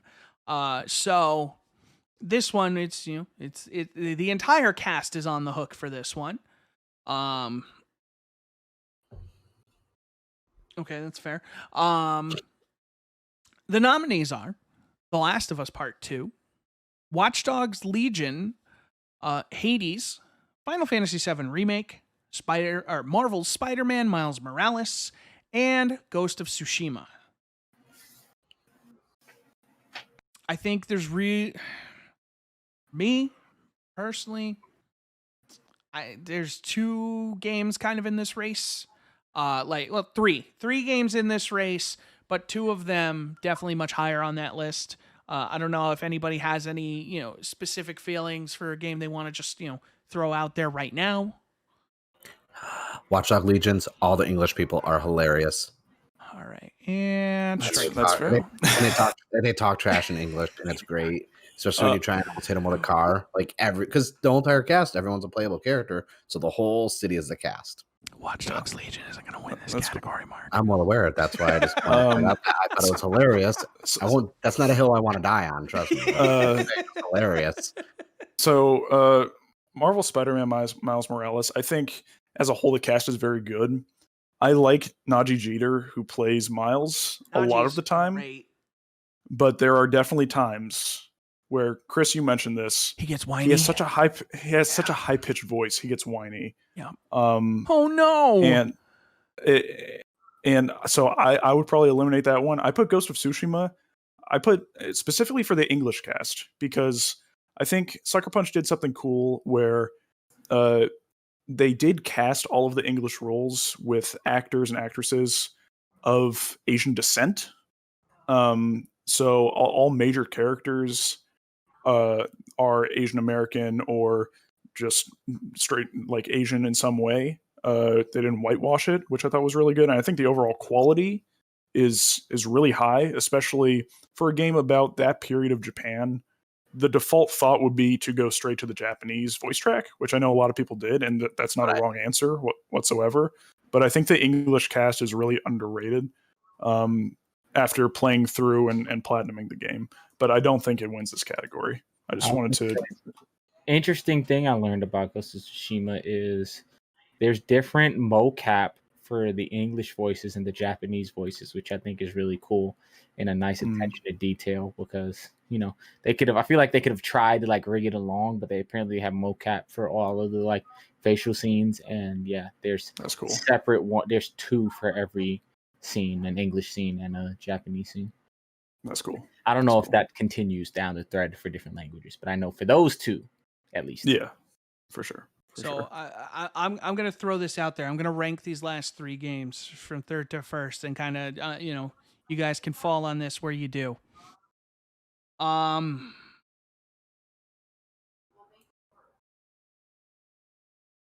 Fantasy VII, Hades, Last of Us. With The Last of Us being the top of the list. Oh, so it's 3, 2, 1. Okay. 3, 2, 1. Yeah, from top to bottom, or bottom to top. Bottom to top. So you said Final Fantasy 3, Hades 2, Last of Us Part 2, 1. Yeah. So yeah, Last of Us would be my winner for this. That was these Final Fantasies. What are you saying?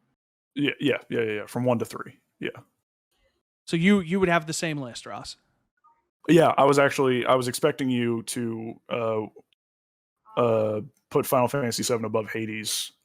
And I was going to say I think Hades has more consistent voice acting and doesn't have to fall into the trap of the English dub with a lot of the and that's that kind of that's the thing that kind of keeps Final Fantasy VII Remake from kind of being higher on this. It was something I was thinking about when I was writing the final say, which is going up soon. I do have it ready to go, but it was just like there was. It's the things they have to dub in to kind of fill out the vocal track that messes with me a bit. And I think the voice acting in that game ultimately kind of ruins the experience a bit. Those. Yeah, but I think I'm shocked as to how good that voice acting is in general, actually, considering a lot of Square Enix's past. So that's a very, very good cast. But I agree. I think Last of Us Part 2 wins, and I think we don't do runner-ups, but Hades would be the runner-up. I think Hades was going to be my first choice, then The Last of Us, only because when I play a game, especially with how much time I put in Hades, because it's roguelike, you're going to keep playing. I never once was like, oh god, I don't want to hear this god talk again. I don't want to hear any more. Like, it was one of those things where it's like I never got tired of hearing them talk. So it wasn't when you play a lot of games, especially like MMOs or anything like that, you get tired of the dialogue and the voiceover after a while. This one never got tired of it. That's why I was like, The Last of Us Part 2 is a very, start to finish story. Same with Final Fantasy VII Remake. Whereas Hades, you keep playing over and over again. You could, even after you finish it, you play again and again and again. So it's one of those things where it's like, I never got tired of it. Yeah. And I put like 60, 70 hours into that game. It never once turned the volume down. Yeah, I'm right there with you. I put 100 hours in between early access and the Switch version, and I think it's crazy how high the quality remains for how long it is. Especially when they got the composer for all of their games to do the voice of the main character. It's like he just does everything, I guess. And he voices the training skeleton as well. So he's talking to himself. Sorry, need to close the door. That's cool. But yeah, Last of Us Part 2 would be my choice. Hey, I mean, I don't have any arguments. If you guys are waiting on me, I have only played Ghost of Tsushima and Hades out of this list. But from the trailers and my,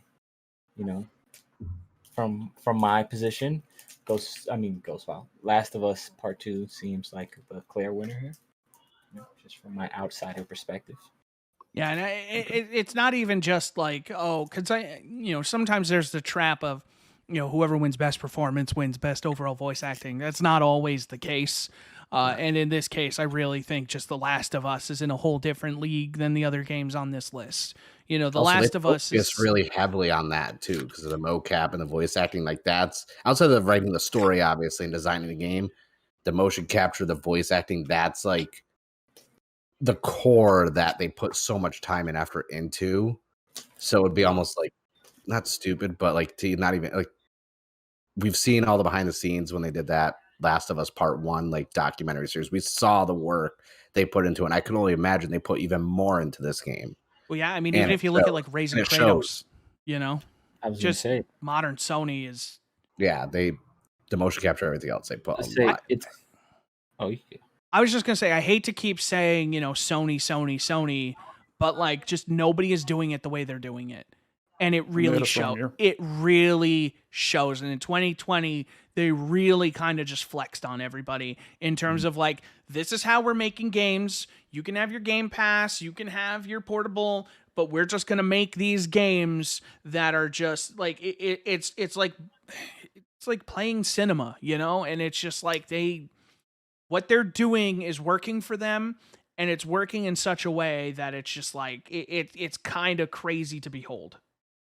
Yeah. I was gonna say there's a reason one of these games has a live action show being made, and not to say that that's like the gold standard if it has it, but there's a reason it was like, oh, you could just put this on screen and it would be a thing. There's a reason that like people who don't like games see you playing this game and sit down like, are you watching a movie? Like, that's just how crazy the quality of Last of Us is.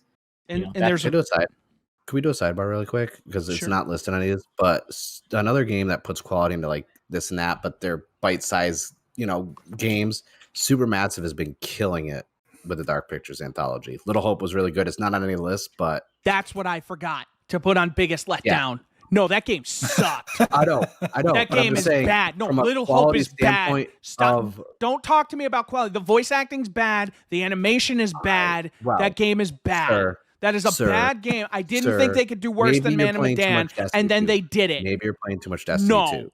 Maybe you should be playing more because that has better voice acting than you know Dark Pictures anthology. Get out of my podcast. You need to like the lore and what they're trying to present in the story. If you don't like the Salem witch trials and this and that, you're not going to like Little That's Hope. Not the thing that was unlikable. It was everything else. You're unlikable. Literally, you are unlikable. Is unlikable. Playing the game, the characters, the writing, the acting, spicy, like.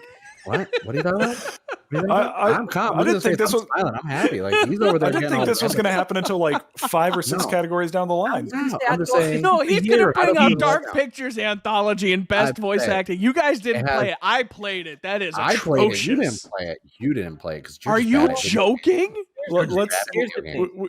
Because Mark tried to kick me while I was down, you know, trying to talk about Greedfall last year, doesn't mean I need to come back and have revenge. He mentioned a shitty little game, and I let him have it. Yeah, but I'm not going to let him have it because I know he's wrong.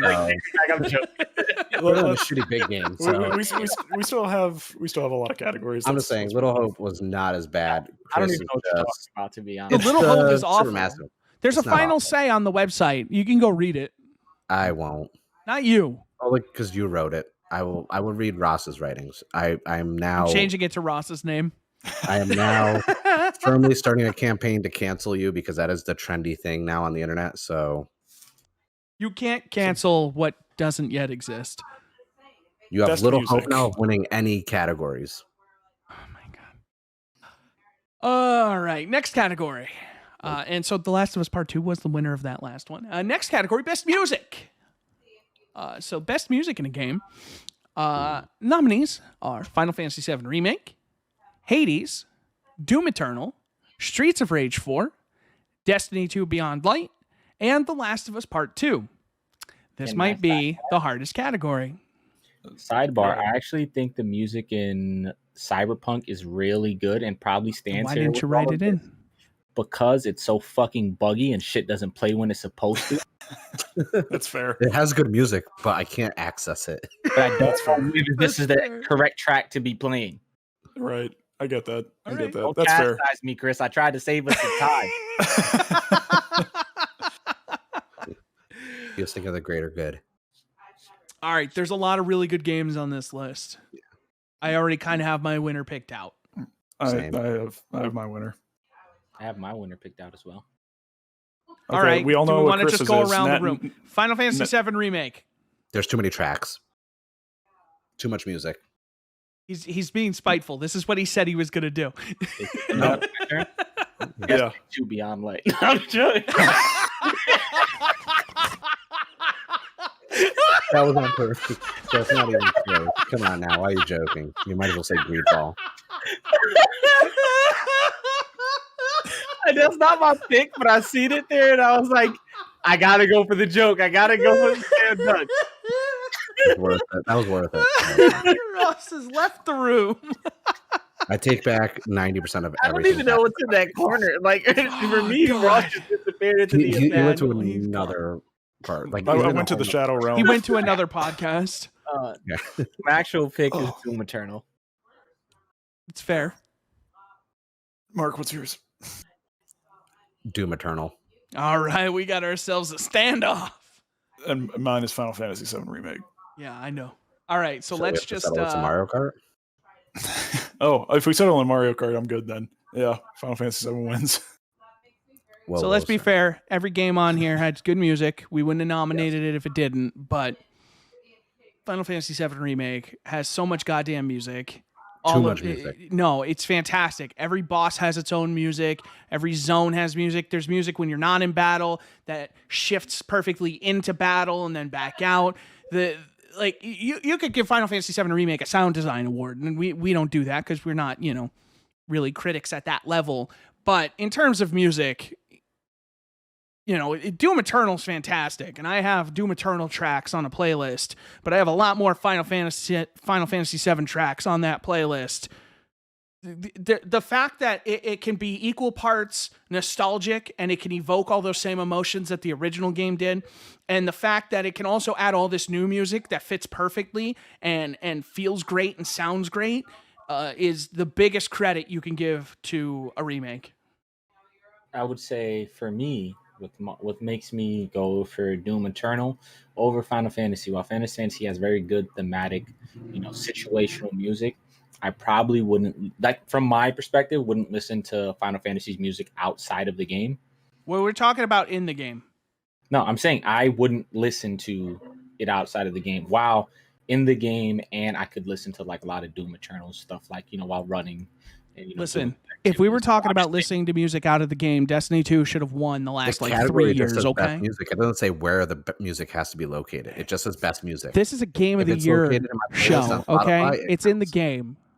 I'm just telling you what's my reasoning behind picking Doom Eternal. I know, and I said the same thing. That I said I have And- music in a playlist. I get it. Honestly, with Doom Eternal, it's like I said when we were introducing the list, that music got you into the game even more. It made you shoot faster, hit harder, jump, double jump. Like it's set. Like there's a lot of good music. 5.7 Remake, great music, a lot of music, the best music. Who knows? But Doom Eternal, it actually helped you with the music really helped with the pacing of the game and kind of just set the atmosphere even more. I don't need constant music playing and all these different tracks because I don't really care. So Doom Eternal.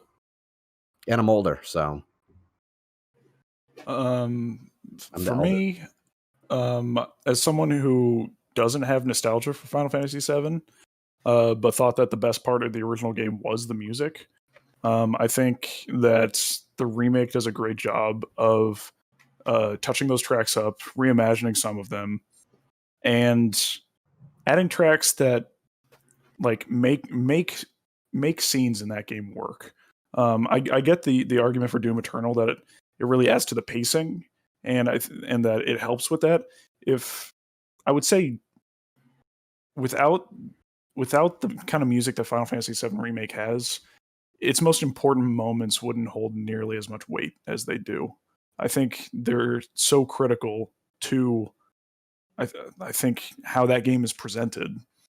That for me, again, as someone with no nostalgia for Final Fantasy VII, I think it really shocked me as to how good that soundtrack was.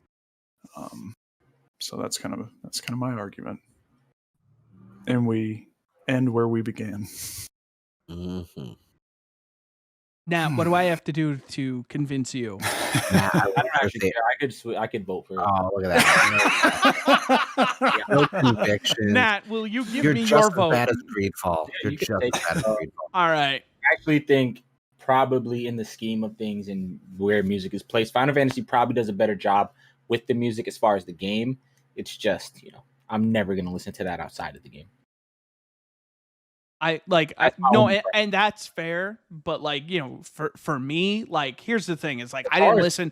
And ambition and stuff. I think Final Fantasy has it in spades because it's really impressive what they do with the music and how everything is seamless. And as far as somebody who, I don't want to say I study music, but dabbles into how music is made and stuff, that stuff is really impressive. And I'm okay with switching my vote for it. I have no gripes against that like I do Destiny.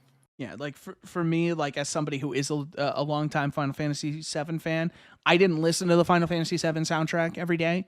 I listen, and I mean it. When I say every day, I listen to tracks from this soundtrack every single day. And it just carries such a weight. I can see the scenes play out in my head. They're crystal clear.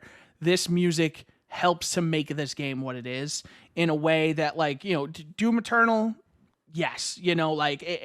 Mark is absolutely right. That game, that loop feeds off of that music and that aggression that it provides. But Final Fantasy VII just does a better job.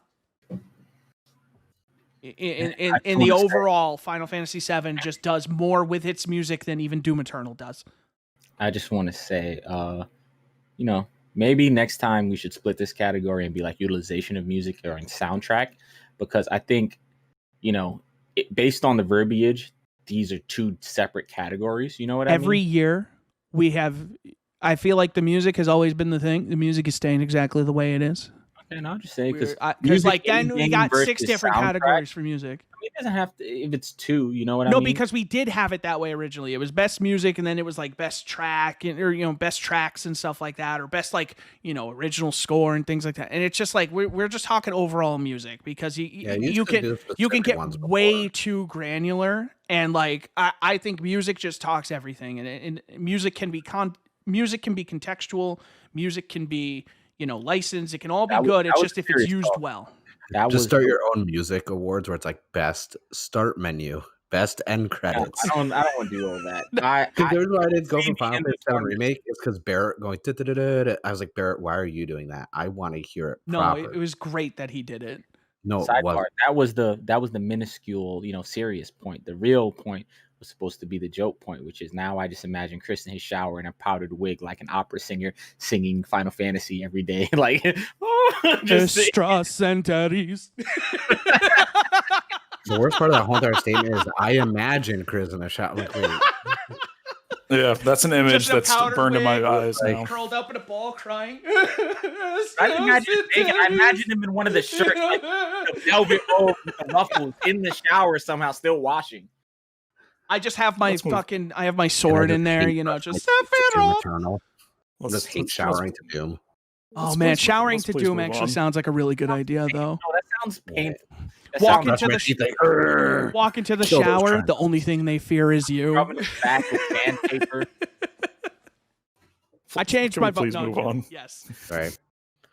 Okay, here is one that we do need to get a little more granular on. We got 2 categories for best visuals. This one is for technical visuals. So this is just how impressed we were with how pretty and real, or just how, oh my God, how did they do this? It looked. The nominees are The Last of Us Part 2, Ghost of Tsushima, Marvel's Spider-Man Miles Morales, Demon's Souls, and Wolcen Lords of Mayhem. Wow. I just muted because we were feeding the pets and it was loud. No, so that's fair. Let me mute. I'll start because mine's very easy. Because Miles Morales, I played nothing of it because I don't have a PS5 and I know it's on PS4, but I didn't feel like buying it. Ghost of Tsushima is so technically sound with the instead of a trail to actually guide you, a little yellow bar or anything, the wind in the foliage blowing in the wind, the little foxes, the shrines, even little things when you have to climb up the different mountain trails and there's fire and the bridge has got so much technical details. The haiku scenes. I mean, I was trying to stream it and I was like, oh great, double cheeked up trying to write a haiku. But everything about Ghost of Tsushima was just so On a Tuesday. finely tuned with the technical. And that's my vote because I didn't play any of the other ones except for Last of Us. I also agree with Ghost of Tsushima, and more so with the foliage and stuff. It changes depending on where you're at. So if you're in one of the flower fields, the foliage that's blowing in the wind ends up being the red or yellow petals. Or like if you're in a grass field, it ends up being blades of grass. And you can see the little technical details even on my ancient PS4 first day edition one. I also seen it played at my friend Tuck's house on his fancy PS4, Pro, whatever the fuck they call that shit.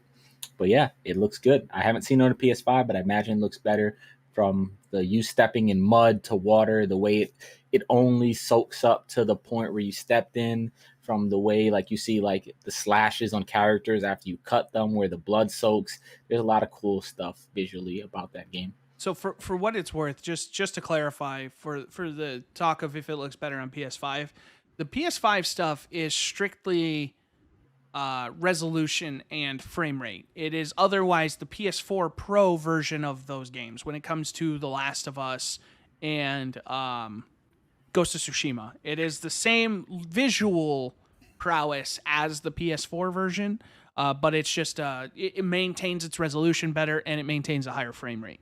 That's the only difference. Just full disclosure on that. For anybody who's listening as well, if they're wondering, hey, does it look that much better? It's going to look the same. You're just going to get better performance out of it overall. Ross, I feel like this is really going to come down to if you're going to say Ghost of Tsushima next, because that's what I need to figure out. Yeah. So I think Ghost of Tsushima is very technically sound.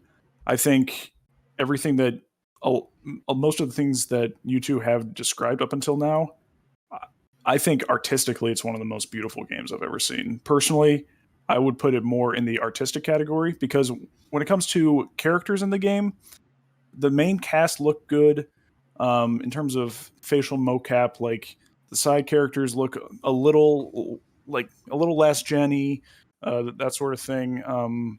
Where I think technically with the animation and the facial animations of the characters in Last of Us Part 2, when you're Ellie and you sneak up and stab someone in the back of the neck and you spin the camera around and you see their eyes, man. their eyes and the struggle in her face, and she's like gritting her teeth and you can see all of that coupled with just that fidelity from Naughty Dog games.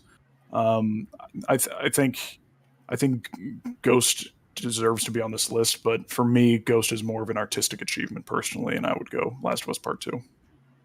If it were up to me, like if we were just talking pure technical prowess, I would probably say Demon's Souls, strictly again because it is built for PlayStation 5. It does, it is technically going to have those stronger textures, even when you get closer. Like if you're getting to the nitty gritty of, when I get close to to this wall, how muddy does it get? Demon's Souls is going to outclass these other games just in terms of the fact that it's built for higher horsepower. I agree. I've seen Demon's Souls, but I haven't played it firsthand to actually see it, so I can't, So bless you. Thank you. You just snapped the fucking mic off your headphone? Yeah, he broke it. Beast. Yeah.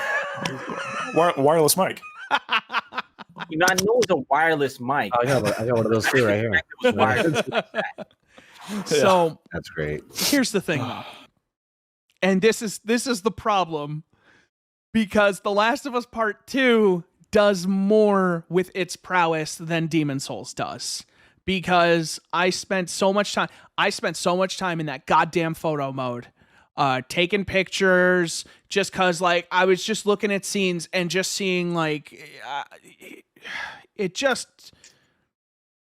it's kind of like when the first Last of Us came out at the end of the PS3 generation, and you're like, how the hell did they do this on a PS3? It's the same thing, but how did they do it on a PS4? And I just can't get over it, and it's just phenomenal. The game just and that's coming from someone who's primarily a PC player. I've seen some damn good looking games, and then I still go back and play this on a console, and I'm just like, holy shit! What are we doing? It's like in the rain. If Ellie's standing under water coming off the gutter. She'll like put up her hood and you'll see her face like get chills. If you shoot someone in the head against a wall, you see brain matter actually stick to the wall and slide down slowly.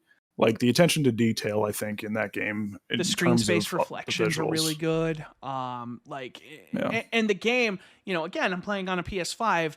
I can't speak to how it would run on a PS4, but locked 30 frames, and that's the thing is like, even though it's at 30 frames, it never was a problem, which is like, something we've talked about on this podcast about switching back and forth, on like these Spider-Man games. And I talk about how I can't play them in 30 because I know they're 60. But this game, like at no point did the frame rate, I forgot about it. I'll be honest. And that's the thing. And that's a credit to the visual quality of this game and its fidelity is I never thought about it, that it was 30 frames, And I really, really feel strongly that this game should win this category. And that is no disrespect to Ghost, but I agree with Ross. And honestly, I was kind of getting the feeling of that sounds more like artistic stuff. So that sounds more like for the next category. And I know Ghost of Tsushima is a great looking game. I've seen it. But I don't think it's Last of Us Part 2 good. And for me, this is someone I put like 60 or 70 hours into Ghost. I've covered every single corner of that map. And again, I think it's a gorgeous game. But I think Last of Us Part 2, in terms of this specific category, I think outclasses it. Have we swayed either of you? I mean, look at Mark's face. Well, I'm trying, like, someone's being loud making dinner, so I'm like, okay, let me mute my mic some more. I'll say stuff eventually. Don't worry. Edit it in this post, Chris. Take care of it. God, is that all on your? It's on your track. Oh yeah, that's in the track. Oh yeah, it's in the track. But I made timestamps for you. Don't worry, kid. Okay, thank you. Jesus, I always make timestamps. I've showed you the screenshots. I always take timestamps. Yeah, send me I'm those, very please. efficient. I have a podcast, but I'll pitch that later on. Yeah. Honestly, I could see The Last of Us 2 being like technical in the net, but like Ghost of Tsushima, I'm able to separate technical and artistic. Like artistic, yes, it is beautiful. Like the way they colored everything, that's not great. I just think technical execution of the game and its visuals is there, but I'm not discrediting the other ones. Like I said, I've seen Demon Souls videos and this and that. It looks amazing, very technically sound. I would say probably the best in the Souls series from visuals and how, in a technical standpoint. Same with Last of Us Part 2, very technical. The facial expressions, everything else, really good. I wouldn't say The Last of Us Part 2 is artistic. Ghost of Tsushima, yes, but that's a different category. But I'll fight you on that. Yeah, but I mean, I could be swayed to The Last of Us, but for Chris, I could also be swayed to Demon Souls. Because then Demon Souls would get 2 and the other ones would only get 1. I'm saying all the 3 that we have not eliminated, all 3 of them are great. And could all be argued for them being the good best. as Demon Souls looks. I think you take one look at one of those characters in The Last of Us Part 2, and I got a PayPal. Oh, okay. I got a PayPal notification from Chris, so my vote's The Last of Us Part 2. Perfect. I don't know. Shut up, Mark. Actually, I just got your text message from before, even though I read it. It just popped up again, and I'm like, what? Oh. All right, so we are in agreement. Nat, you're feeling good about The Last of Us? All right. Nat is indifferent about The Last of Us. Yeah, he's indifferent. He's like, no. Last of Us Part 2. Best visuals artistic. Let's get to the other side of that coin. I'm assuming you two are both voting for Ghost of Tsushima again. Nope. Okay. All right. Because now it's artistic. Nat, are you voting for Ghost of Tsushima? Yes, I am. Okay. Do you want to add anything to what you said already about Ghost of Tsushima?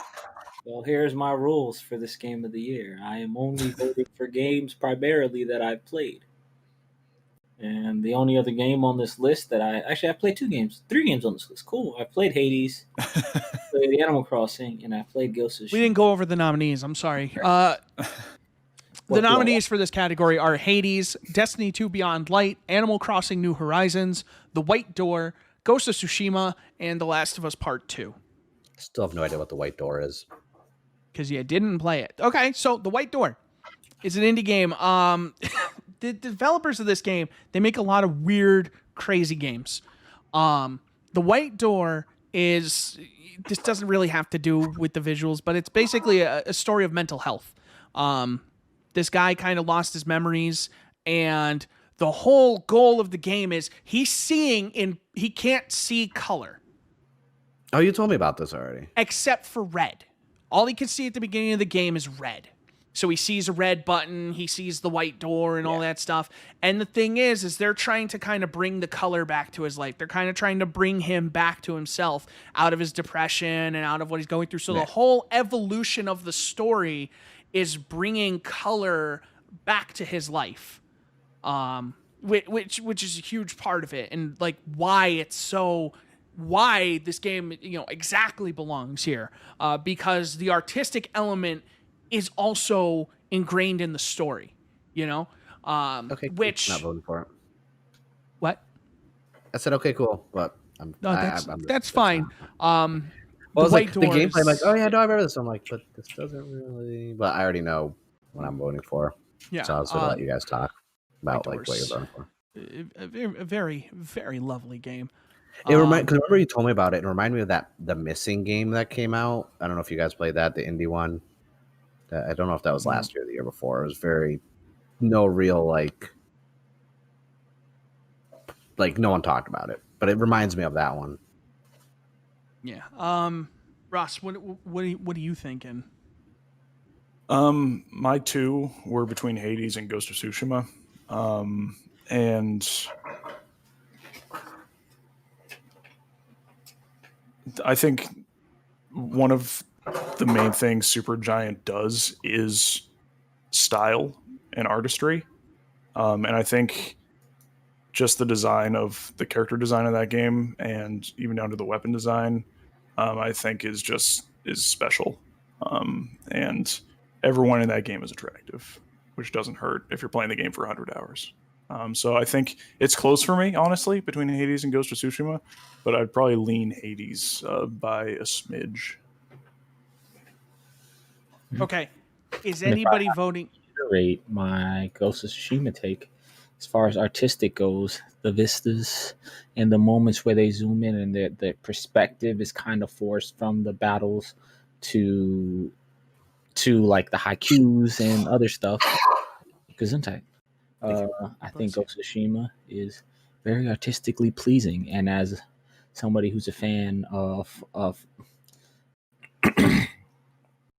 like old Akira Kurosawa like samurai movies and stuff, like the stuff they do to make it feel like some of these older samurai flicks, I feel like are really above and beyond. And everything I said for visual last time that you guys took for artistic, I feel like the way like the visual representations of the animals representing like certain spirits guiding you, from the way the leaves blow, the little details in that game, I feel like go above and beyond some of the prettiest scenes I've seen so far. Like when you walk up to the hot springs village where you find the archer guy, that area is really gorgeous, and I feel like just kind of oozes on how much Sucker Punch put in on the art side of this game. So yeah, that was my TED talk on Ghost of Tsushima's art style. No, that was your Nat talk.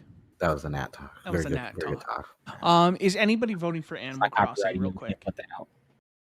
No one's voting for Animal Crossing. I took out the White Door. I took out Animal Crossing. I'm going to take out Destiny 2 Beyond Light because when I put it on here, I was really feeling it. And I'm not going to lie, I wrote the final say for that as well. And let me tell you, I don't feel as strongly about the visuals as I did. Listen, I'm willing to take The Last of Us Part 2 off of this. That was my addition. I really think, just for what it's worth, I think that game is just gorgeous. And the way that they made the post-apocalypse look beautiful is a real credit to that team. Again, I've spent so much time in photo mode, just like taking pictures, because like when the greenery just pops off your screen, when the colors kind of overwhelm you, when the light, comes through the trees and things like that, or through the window and it catches the curtains in the hotel kind of thing. Like the art sets the scene for this game just as much as the acting and the quality visuals do.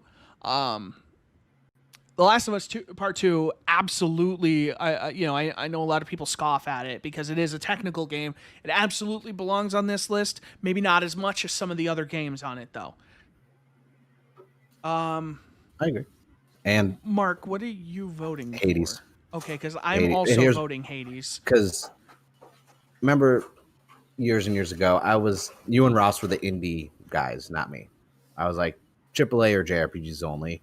And outside of Journey, which changed my mind completely about how I felt about indie games, Supermassive came along with a game like Bastion, Transistor, Supergiant. Supergiant. Yeah, I was thinking about the disheartening comments about Little Hope that were made, and I'm still not over that. The true comments. No, you can the go. Truth hurts sometimes, Mark. Nope. I'm keeping it PG, so you can go front door yourself.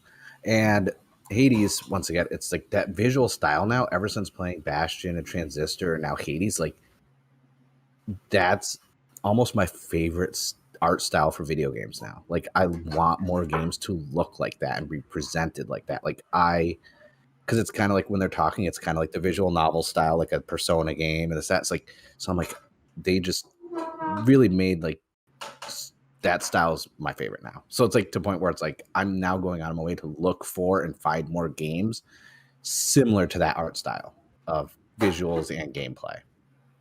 And that's why I voted for Hades. Like it's just, I thought it was funny. I was trying to sell one of my friends on the game, like, you got to check this out. And he's like, oh, it's an indie game. He's like, what about some AAA titles? I'm like, no, trust me. Like, you're getting more than your money's worth with this game. It looks, I mean, like, it was one of a few games where I'm like constantly talking about the visual appeal, less about the roguelike and how much fun it is just grinding in that game. Like Ross said, put that many hours into it, never get tired looking at it. I don't need a break from looking at that game. Yeah, I kind of feel the same way, and I feel like Ghost of Tsushima, definitely has like a very distinctive look, but it just like, I feel like Ghost of Tsushima just kind of gets exhausting after a while. And I think you put it really well, Mark. Is like I feel like a game like that just gets kind of tiring, and it's like it does have beautiful landscapes and it has all these things, but a thing like Hades is not only beautiful the first time you see it, but it's beautiful the 100th time you've seen it. Yeah. And it has to, because it's a game that you're constantly running through over and over and over again. And, the stylized portrayal of the gods and, all this, all these little subtle flares to it. And you pick up on more of them the more you play too. I don't think you see more environmental like things. It's great. I don't think anybody does it better than Supergiant. And, in a year where Hades doesn't come out, Ghost of Tsushima probably wins this category. Oh, yeah. And it's probably not even close, And so, Ross, is that kind of where you're at? Yeah, I mean, with two of you guys on Hades and me being like basically on the fence leaning Hades, I think Hades probably wins this one. Yeah, because if Hades was not here and we would have counted it like an early access and it would have been not on this list, Ghost of Tsushima. Aren't you glad we didn't do that last year? I just want to say I nominated Hades last year for a bunch of stuff, and they told me I couldn't. So I also didn't play it till this year. Yeah, okay. It also wasn't 1.0 till this year. Yeah. All right, so Hades wins Best Visuals Artistic. Sidebar. As super indie guy over here, I this is not to take away from Hades. I enjoy Hades. The visuals might be my least favorite part of that game. Actually, I'm not quite fond of the visuals, which is why I wasn't as on board as you guys for that guy. But I do think it looks cool. That's fair. I'll leave right now. Listen, I was the guy up here fighting for the post-apocalyptic game, Hey, we all grow as people in opinions over the years. So credit to Nat for sticking to his guns. The portraits look really cool. Yeah. I like the portraits, but outside of that, I'm not quite fond of the rest of it. Like I think it looks cool, but not like particularly blown away. So our next That's fair. category, best multiplayer. This can be competitive or co-op, but this is a game that came out this year. That's the only requirement for this one. Nominees are Destiny 2 Beyond Light, Valorant, Rogue Company, Unfortunate Spacemen, and Animal Crossing New Horizons. Does anybody feel strongly? I feel like Nat does, but does anybody feel strongly about any of these right away? I do. Okay. Destiny 2 Beyond Light. I played Destiny for 3 hours last year because it was on Game Pass and I wanted to get back into it. And I asked Chris about it and I got really confused on how everything was. So I thought, hey, why don't I just jump into competitive? And, that's a good way to get gear. And I got to tell you, those 3 hours were the most fun I had playing any online competitive or co-op of the whole entire year for those 3 hours. Compared to everything else on this list, at least, that was the most fun I've had for 3 hours. Oh my God. Because I played a lot of single-player RPGs last year. Not a lot of co-op and online happened, but I did actually enjoy my brief time with Destiny 2, and I do plan on revisiting it at some point this year. I don't plan on arguing for it, but Warzone was definitely supposed to be here as well. Oh yeah. How did Warzone get? I thought it was on there. Zone to both multiplayer and best ongoing game. Because I did play Warzone also. This Crash Ghost, I swear. Yeah, ever since Crash 4 came around. Okay, so Call of Duty Warzone is also a nominee. It's not too late. Mark, does that change your vote? Honestly, no, because I've rage quit playing Warzone. And while I had fun, it was like anger fun. Whereas Destiny 2, I like genuinely enjoyed it. Yeah, I can go on because I feel like I nominated most of the games in this category, surprisingly.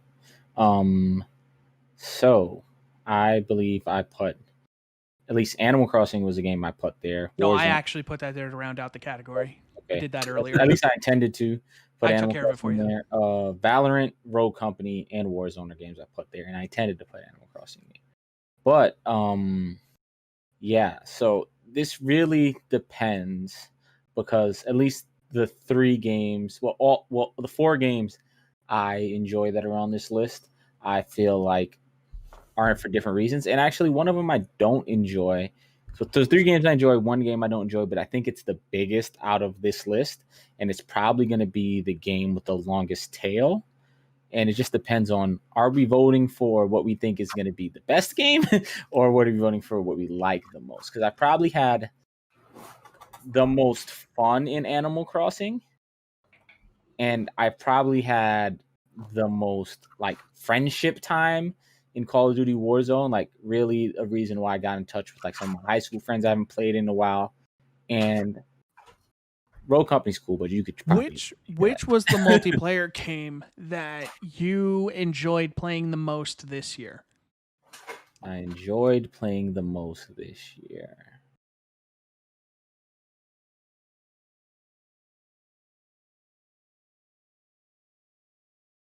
I can't see, that's the problem. I don't know if I like, for me personally, it's have to be a combination of what I think is going to end up being like, not end up, but what I think is like quality wise and enjoyment.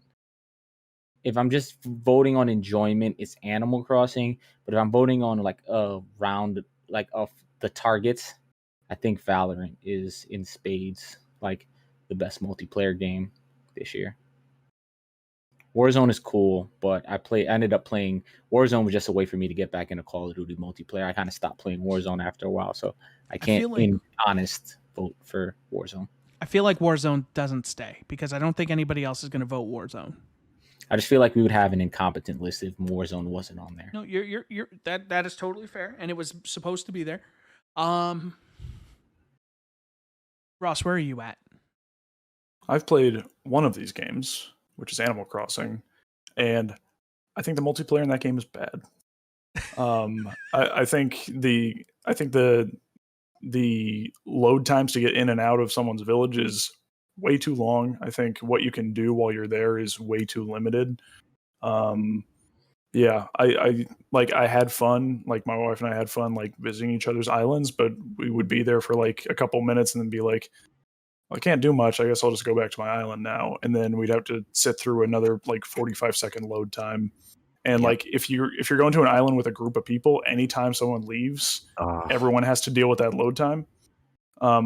So yeah, I don't.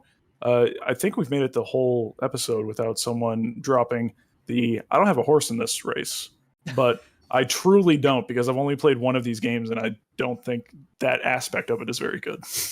Okay. I'm a little torn. If I'm gonna die on the hill, my vote is for Valorant and not Animal Crossing. I feel like Ross's Animal Crossing is probably my favorite game on this list. But yeah, I definitely didn't really care as much as the multiplayer, as much as I did like, hey, look at this. Not as much as playing the game with people. So here's my thing. I could not be less interested in Valorant if I tried right now. It's just not my speed. And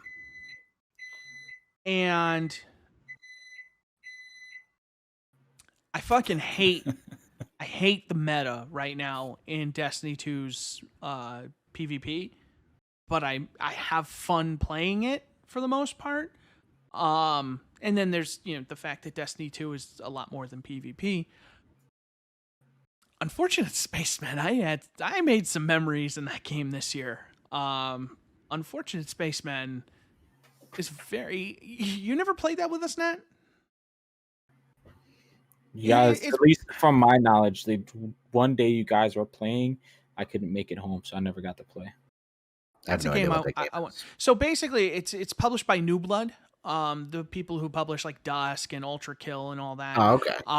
So it's a first person, you're a space guy. You're going around, you're doing it's basically Among Us, but first person. But Among Us got popular as Unfortunate Spaceman was leaving early access. So Among Us kind of took over the narrative. Unfortunate Spaceman, you're running around like you're trying to do tasks, you're trying to send data up, Unfortunate Spaceman is such a fucking goofy fun game. Like you could be putting this thing in, a little launch tube. It looks like a porta potty, but you put this little sample in this thing and it launches it into space. But if you push your friend into it, it launches them into space and they die. I like that. That sounds fun. And if you walk in with it, you get launched to space and die. Unless you have a perk, magnetic boots, that lets you not die, then you just take damage. And so that's the thing. There's like perks, there's all this, and it's fun. Like you're going around, you're doing tasks, and all of a sudden you hear your friend screaming and you hear a bunch of shooting, and there's a monster just running around flailing like an idiot. Or maybe you're by yourself with somebody you think you can trust, and you're like, hey, thanks for having my back, man. Then you hear, bleh, and that's what it actually sounds like. Bleh, and now he's the monster, and you're running around screaming, help me, help me, help me, help me, help me. That's the title of this episode. So much more appealing. Spell that. Onomatopoeia. I would rather play this than Among Us. Unfortunate Spaceman is great, and I would. Part of me wants to say Destiny, but my heart might be with Unfortunate Spaceman. Can I bring any of you onto this ride with me? It's free too, so we can all play it if we want to.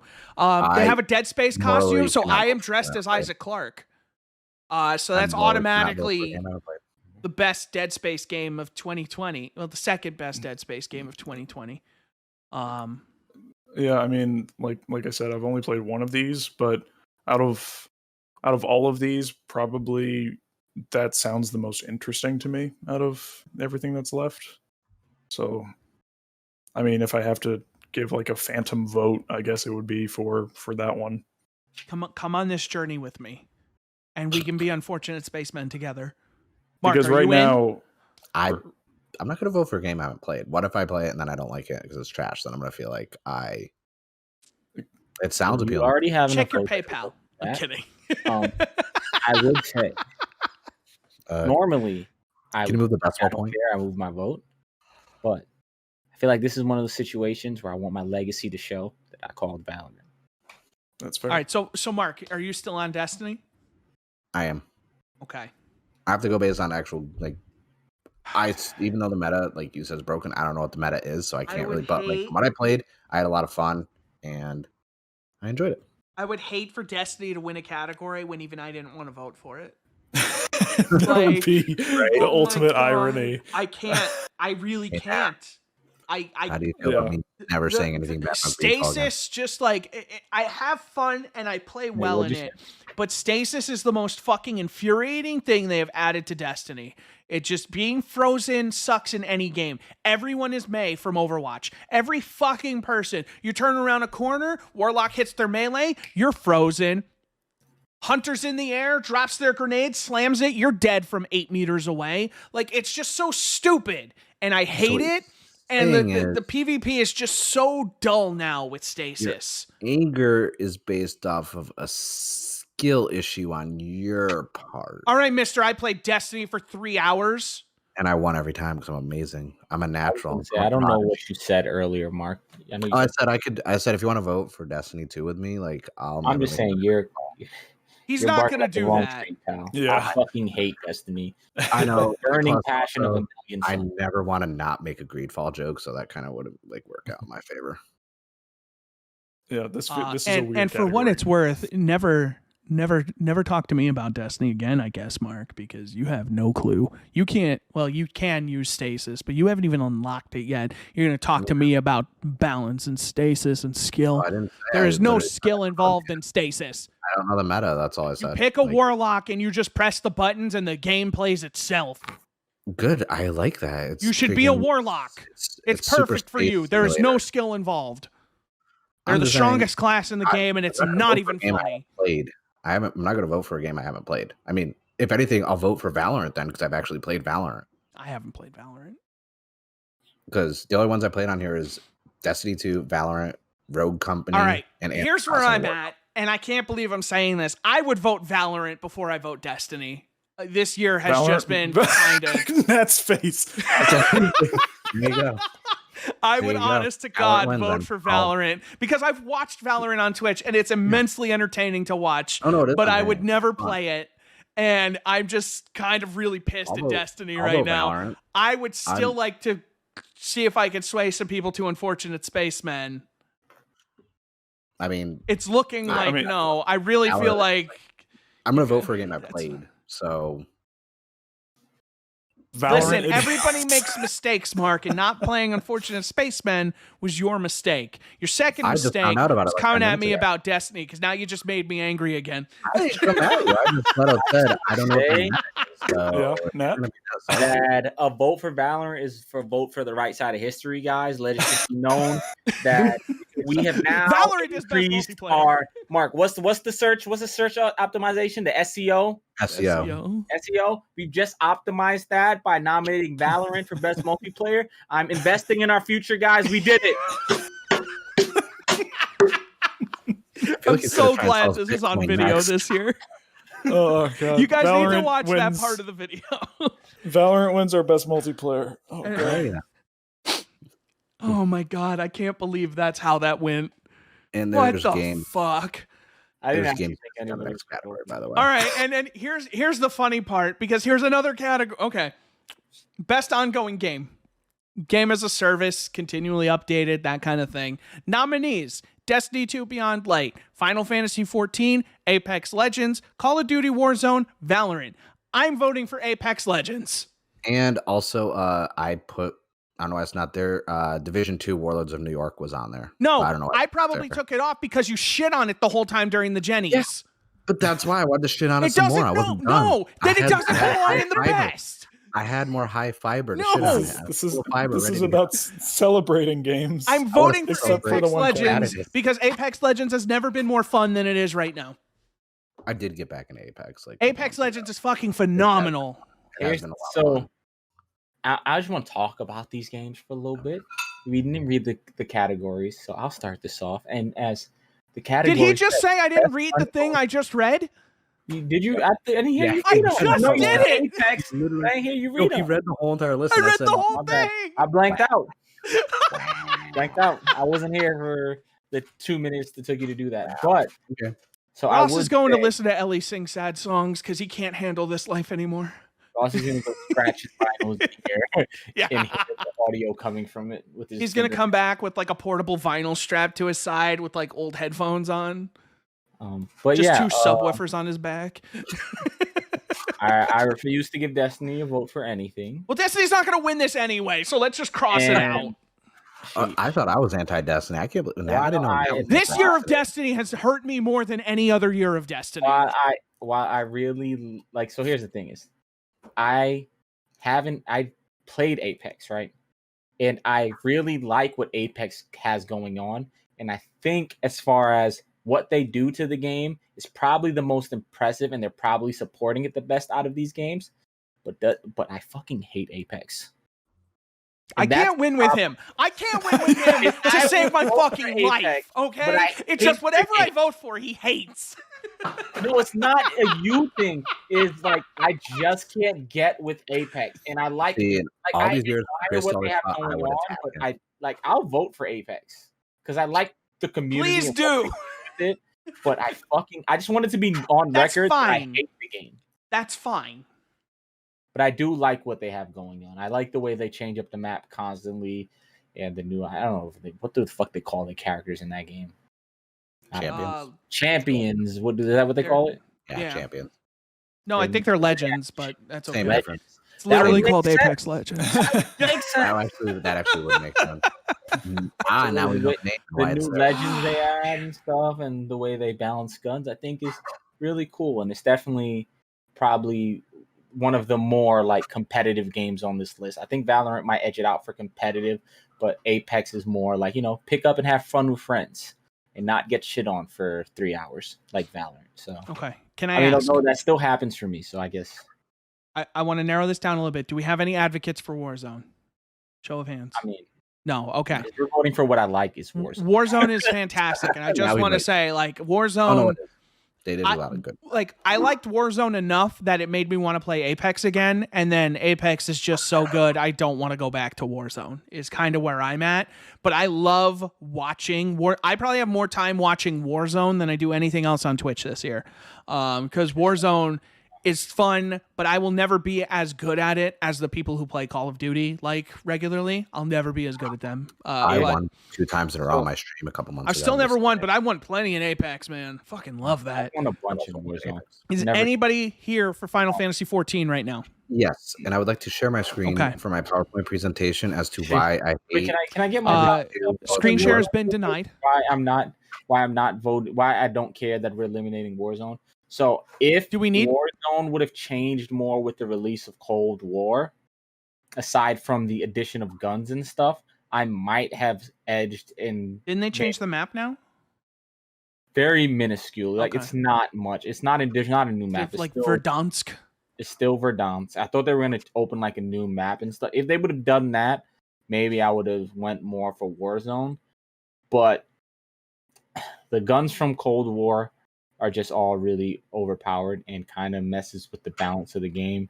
And I do feel like this is kind of where it's going to like kind of flail out and die, is in this Cold War transition. I don't think they, at least from what I've seen so far, they haven't given me a reason to believe that it's going to get better in its current state. While I do think Apex and Valorant are both going to get better in their current state. So I can't rightfully, on the hinge of the service word, vote for that game when I think the service is going to die. That's fair. That's completely fair. So Mark, if I'm voting between Apex and Valorant, all right, I'll see where you guys play your cards. Okay, listen, Nat. My turn. Okay, listen. Okay, so Final Fantasy 14.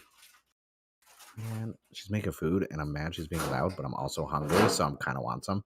But that's a sidebar. Final Fantasy 14. I'm surprised this game. Like, yes, there's a monthly subscription.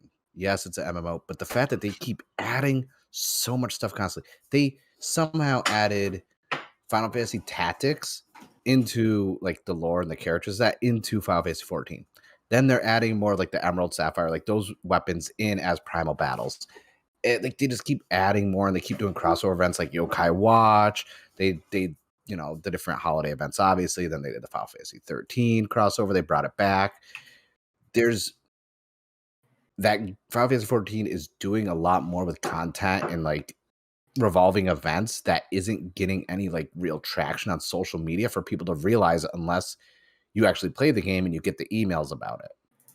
that game, they're just constantly adding to it, tweaking things. It's one of those games, like, let's see, when was it announced? 2013 it was announced, and it's still just going strong. And most MMOs, like, burn out, like, outside of WoW, like, it was a competitor, but they just keep adding to it and making new difficulty levels, adding another raid to Omega weapon and this, that. It's just like they're really expanding their own kind of, almost like a culmination of every Final Fantasy game into an MMO, and somehow connecting all the games into like this almost like multiverse. If I can use some MCU lingo, there's a multiverse in Final Fantasy 14 is the hub.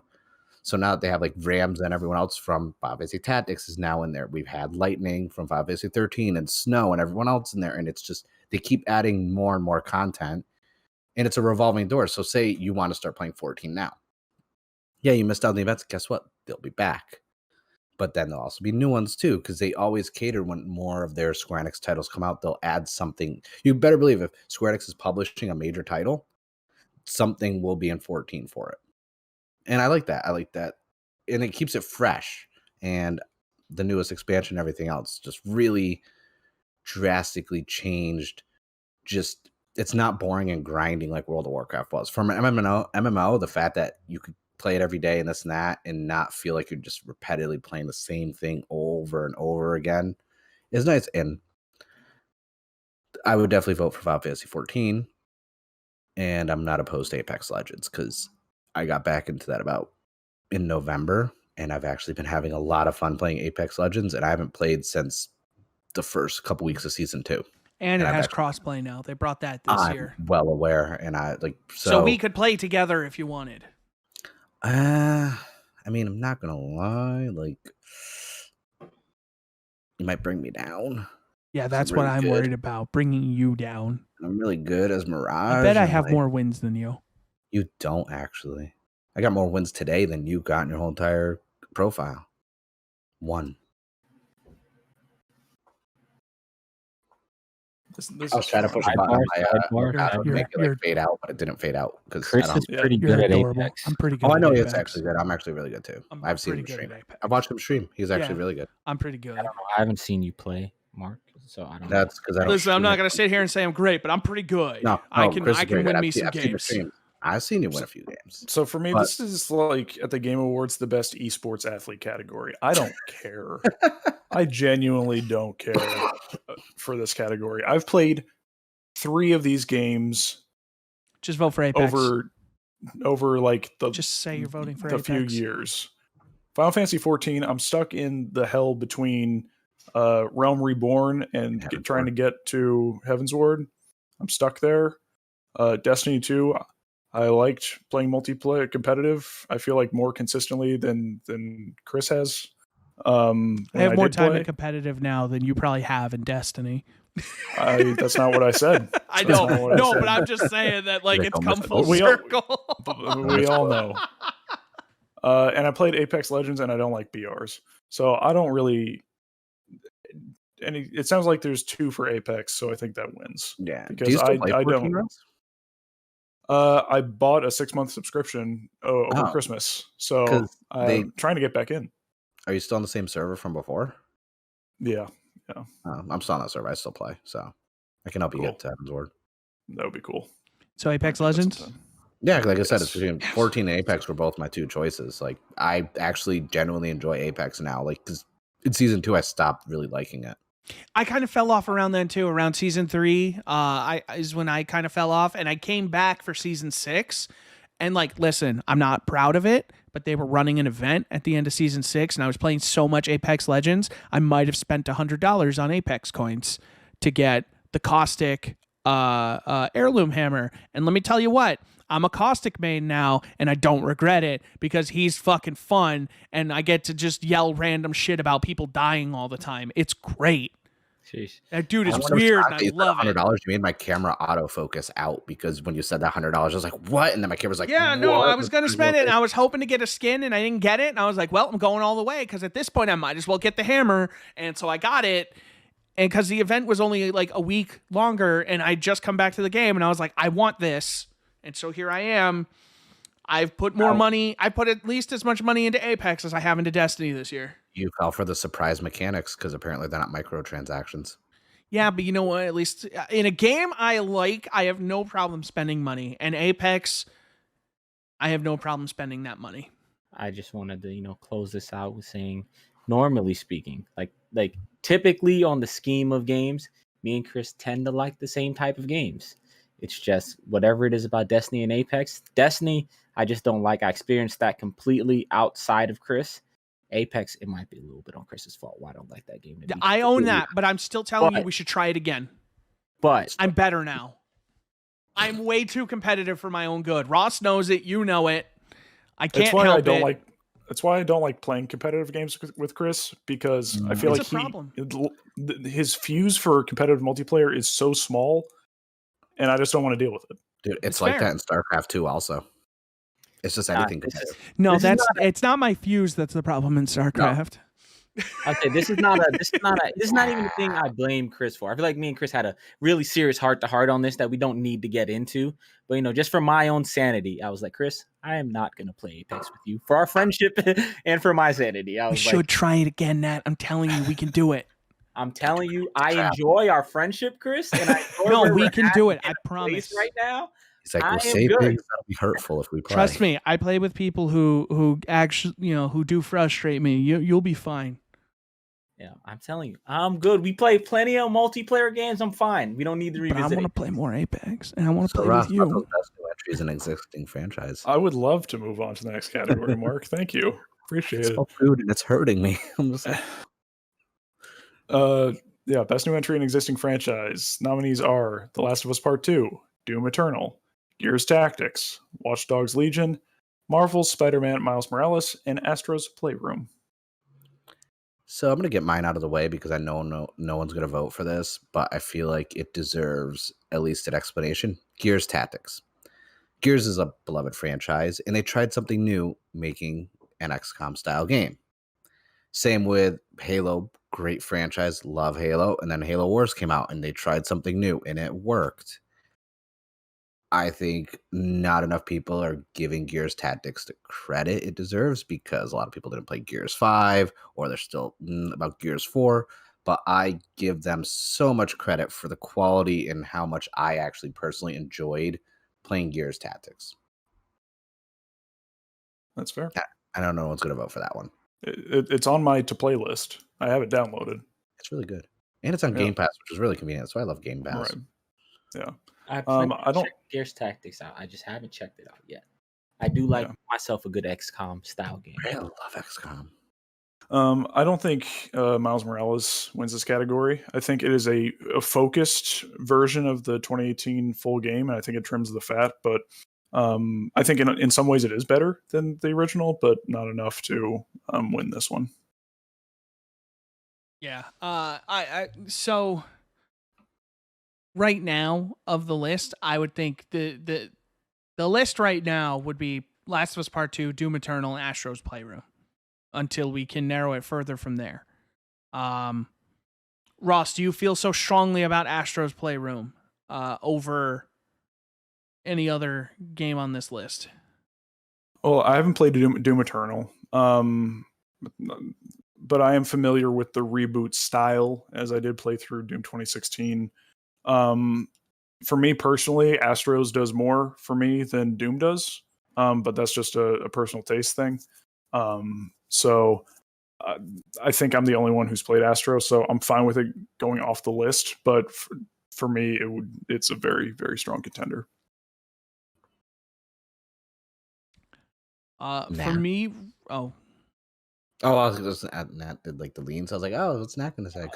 I haven't played any of the games on this list. There's only one that I would even entertain on winning this with my vote, for history. But I feel like it's very clear. Yeah. Wait, just so you didn't play any games on this list, and then weren't you fighting for Doom Eternal for sound music? I heard the soundtrack. My friend Tyler actually played. I watched him stream a bunch, and I was like, wow, the soundtrack is better than I even expected. It is real good. It is. Mark, where are you at? I haven't played Astros Playroom.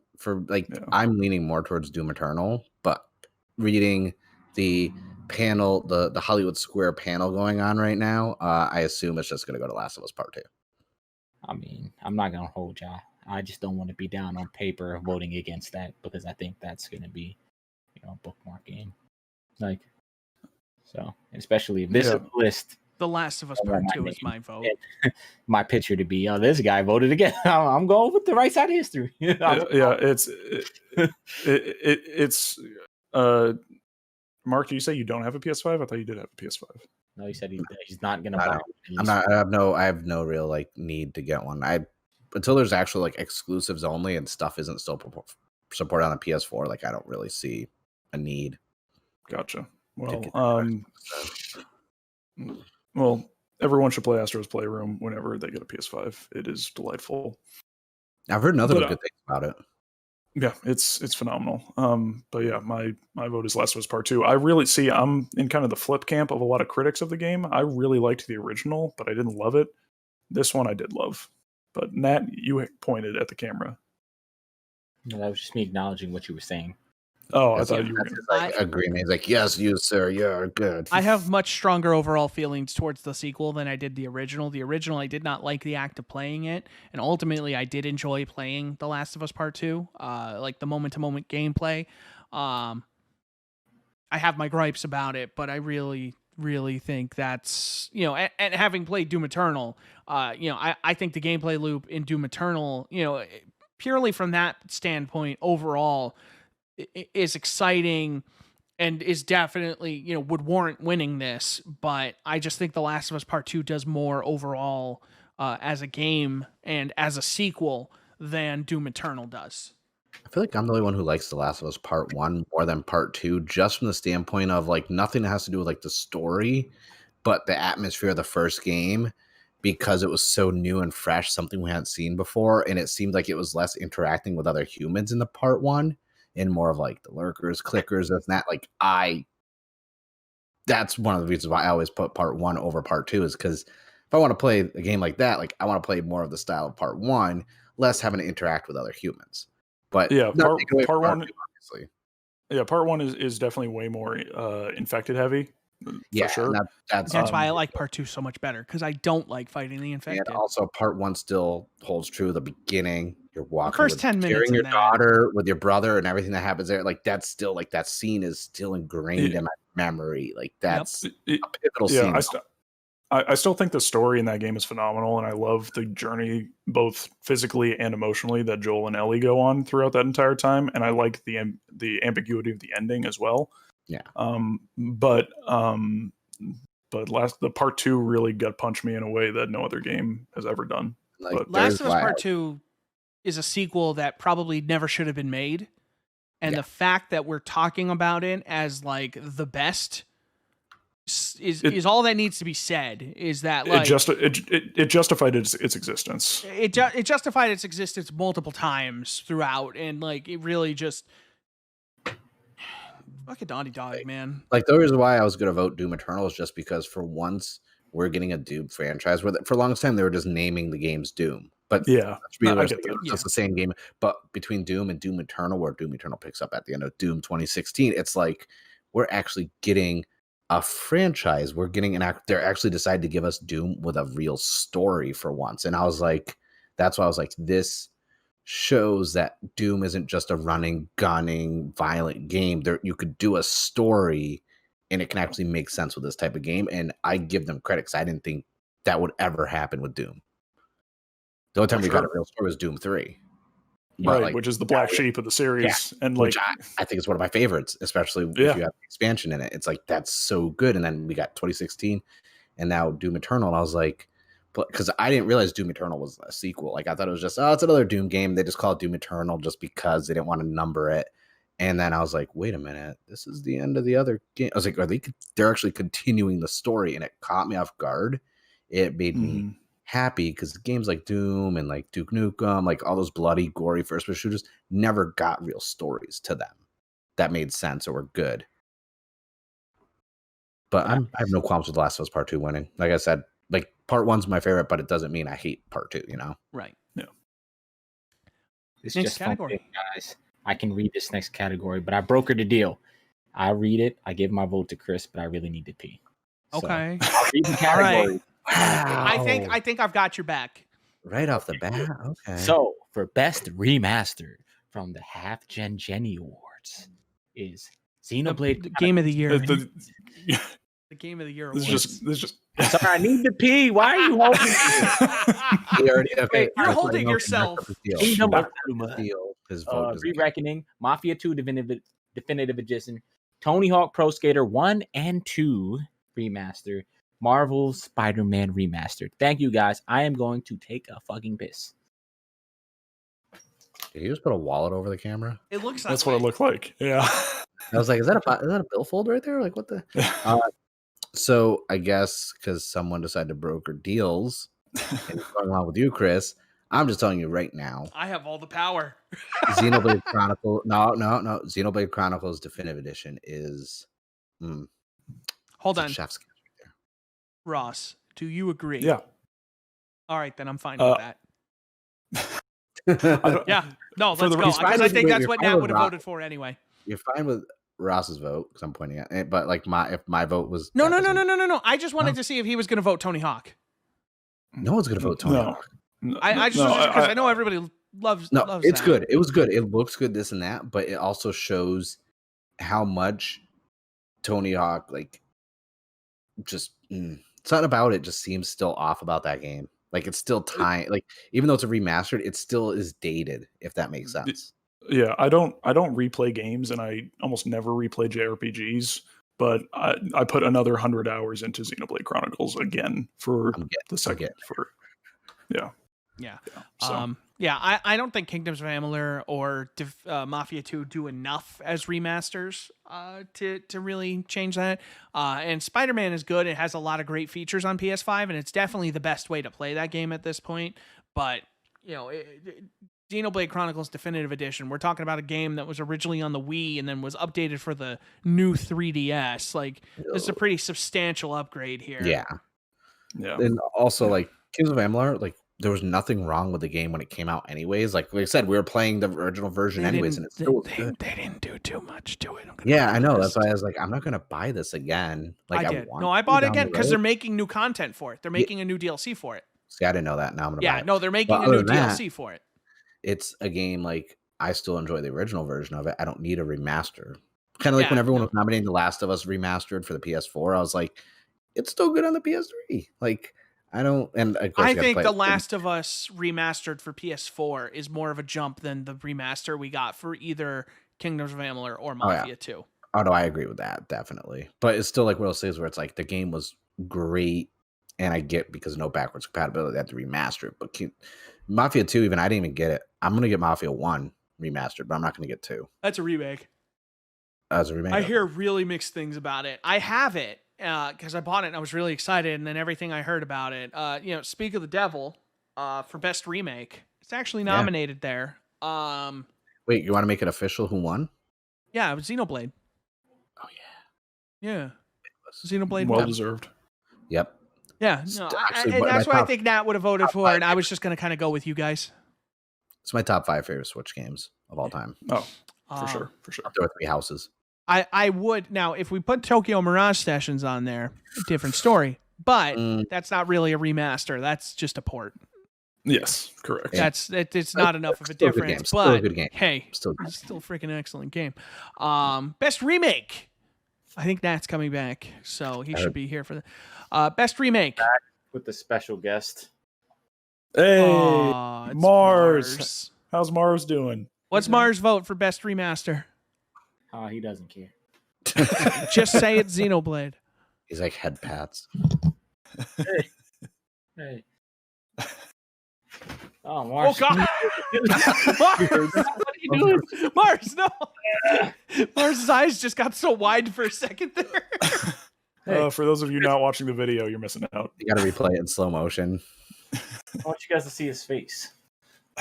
Look that way. God, I love dogs. That is a handsome boy. He wouldn't let me come upstairs without it. That's So fair. here he is. Well, Mars can offer some insight on best remake, which the nominees are Final Fantasy VII Remake, Resident Evil 3, Mafia Definitive Edition, Hey, Pokemon Mystery Dungeon Rescue Team DX, and Demon's Souls. Just a sidebar. I can't wait till Nintendo stops doing these remakes and remasters and putting like long ass titles and DX at the end of it. Yep. Like, because they're running out of games. So like, I feel like we're soon that's not going to happen anymore. Because that's been the crutch for me with owning Pokemon Mystery Dungeon Rescue Team DX Enhanced Edition.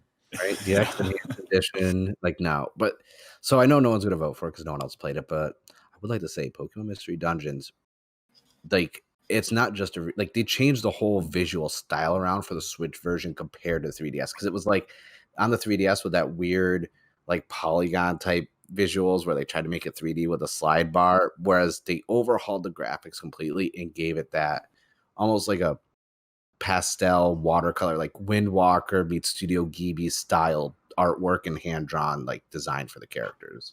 So I just appreciate the fact that they could have easily did what they did with everything else that the Switch does with 3DS ports for some of them and remake them a little bit, but keep just polished graphics, whereas they overhauled the actual design of the game. So I appreciate that. But obviously it's Final Fantasy VII Remake because Resident Evil 3, as much as it looks amazing, it's still a remake of one of the worst Resident Evil games. Man, I heard it's like 4 hours long. It's less than that's if you're trying to actually take your time with it. Here's where I feel like we're at this point. Resident Evil 3 is gone. Mafia is gone because they didn't fix enough. Yeah, it's really not like Demon Souls looks incredible. Cool, but Final Fantasy VII is a remake that changes and adds to the existing formula in an exciting way. It's like a director's cut. It's the best way you could possibly play that game at this point. Yeah. Final Fantasy VII Remake wins, and because I'm not a Final Fantasy VII Remake. I like 7. Demon Souls was so good though, and oh my god, if Final Fantasy VII didn't come out this year, Demon Souls would have won. But oh my god, Final Fantasy VII Remake. I would vote honestly because I haven't played Demon Souls the remake. I'd probably vote for Pokemon over that. Not gonna lie. Now, do you have any qualms about this? Mars likes it. Mars is excited. Mars likes it. Okay, yeah. Good. Damn right. Yeah, Mars comes agrees. down to what dog approved. Mars agrees. Final Fantasy VII Remake, folks. Perfect. Next category, best story. We are moving right along. We are getting to the home stretch here. Best story nominees: Last of Us Part 2, Ghost of Tsushima, Final Fantasy VII Remake, Suzerain, and Destiny 2 Beyond Light. I would just like to start here, and if there's any time that it might be worth nominating Destiny 2 tonight, that like it actually deserved a shot, it was actually with the story for Beyond Light, because it's actually really good. Probably their best story yet, in terms of what they do with that character and the world building and stuff like that. It's not going to win. I know I said I didn't want to do that, but like, I just don't think it's going to get the support. But this is the one year that Destiny 2 actually like really kind of flexed a little bit and did some storytelling. I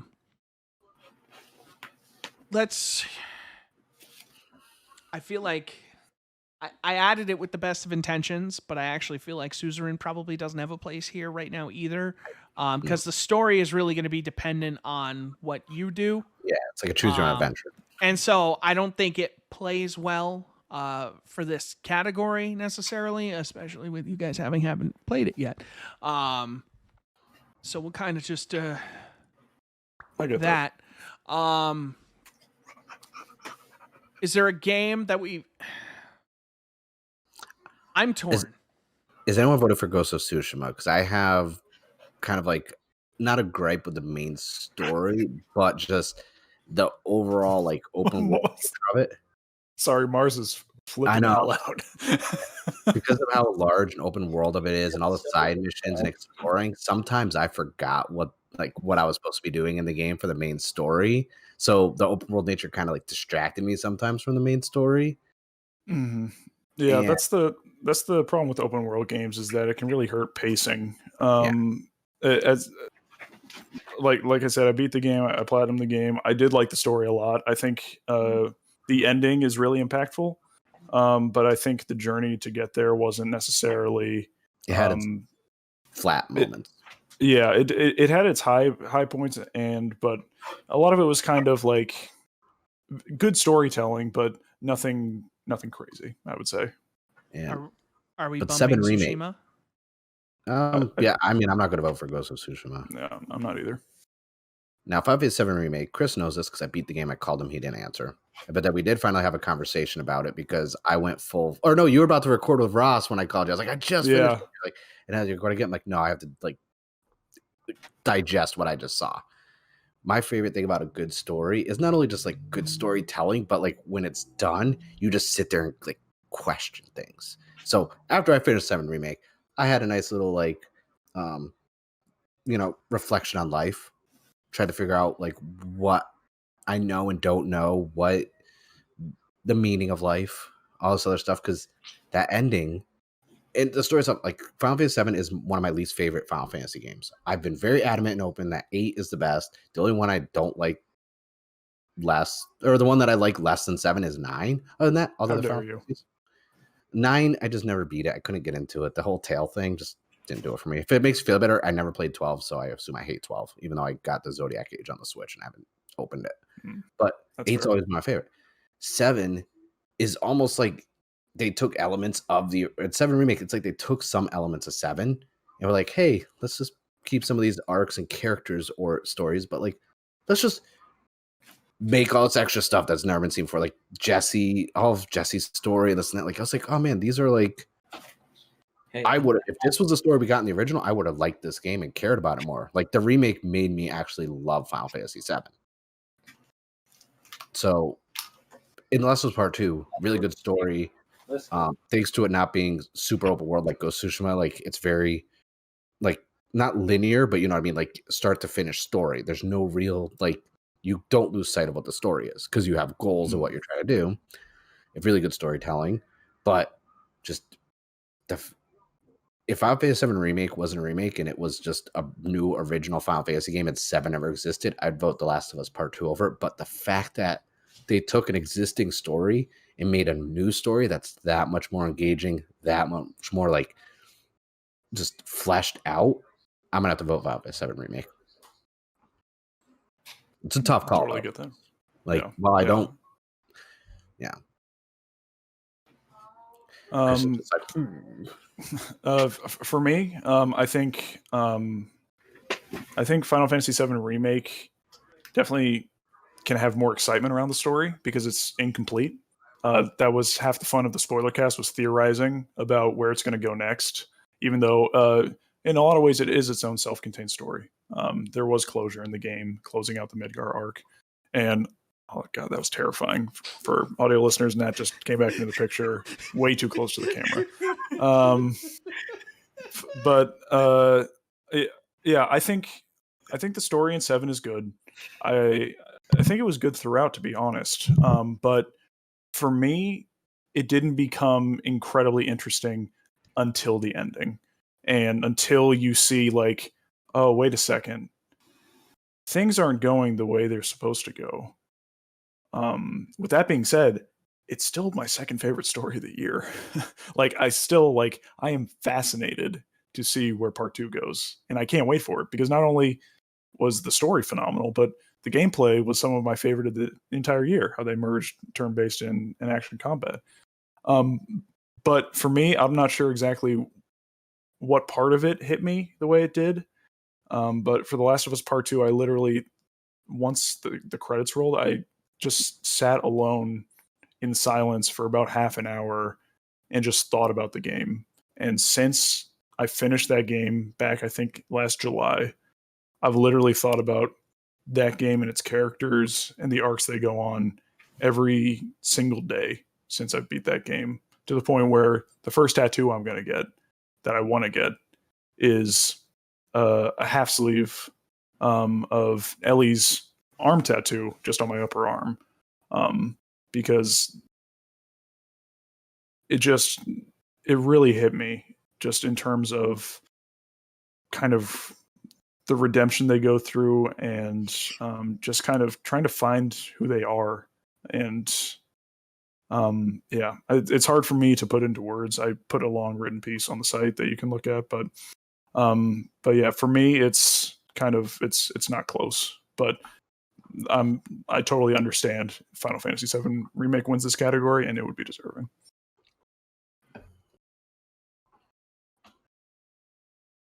Nat, before Chris goes in, you got anything? For best story? Yeah, it's between Last of Us Part 2 and Final Fantasy VII Remake. I don't think you've played either. I haven't played any of these games. That's fair. So, Chris. I thought you dabbed for a second. I was about to slap him for the camera. Yeah, I try to make it so you can see my hand. That's fair. I respect That God damn. gotta hit the. Gotta make sure the arms line up. You know what I'm saying? Tuck the head. Gotta give it a little. Come back. You know, just.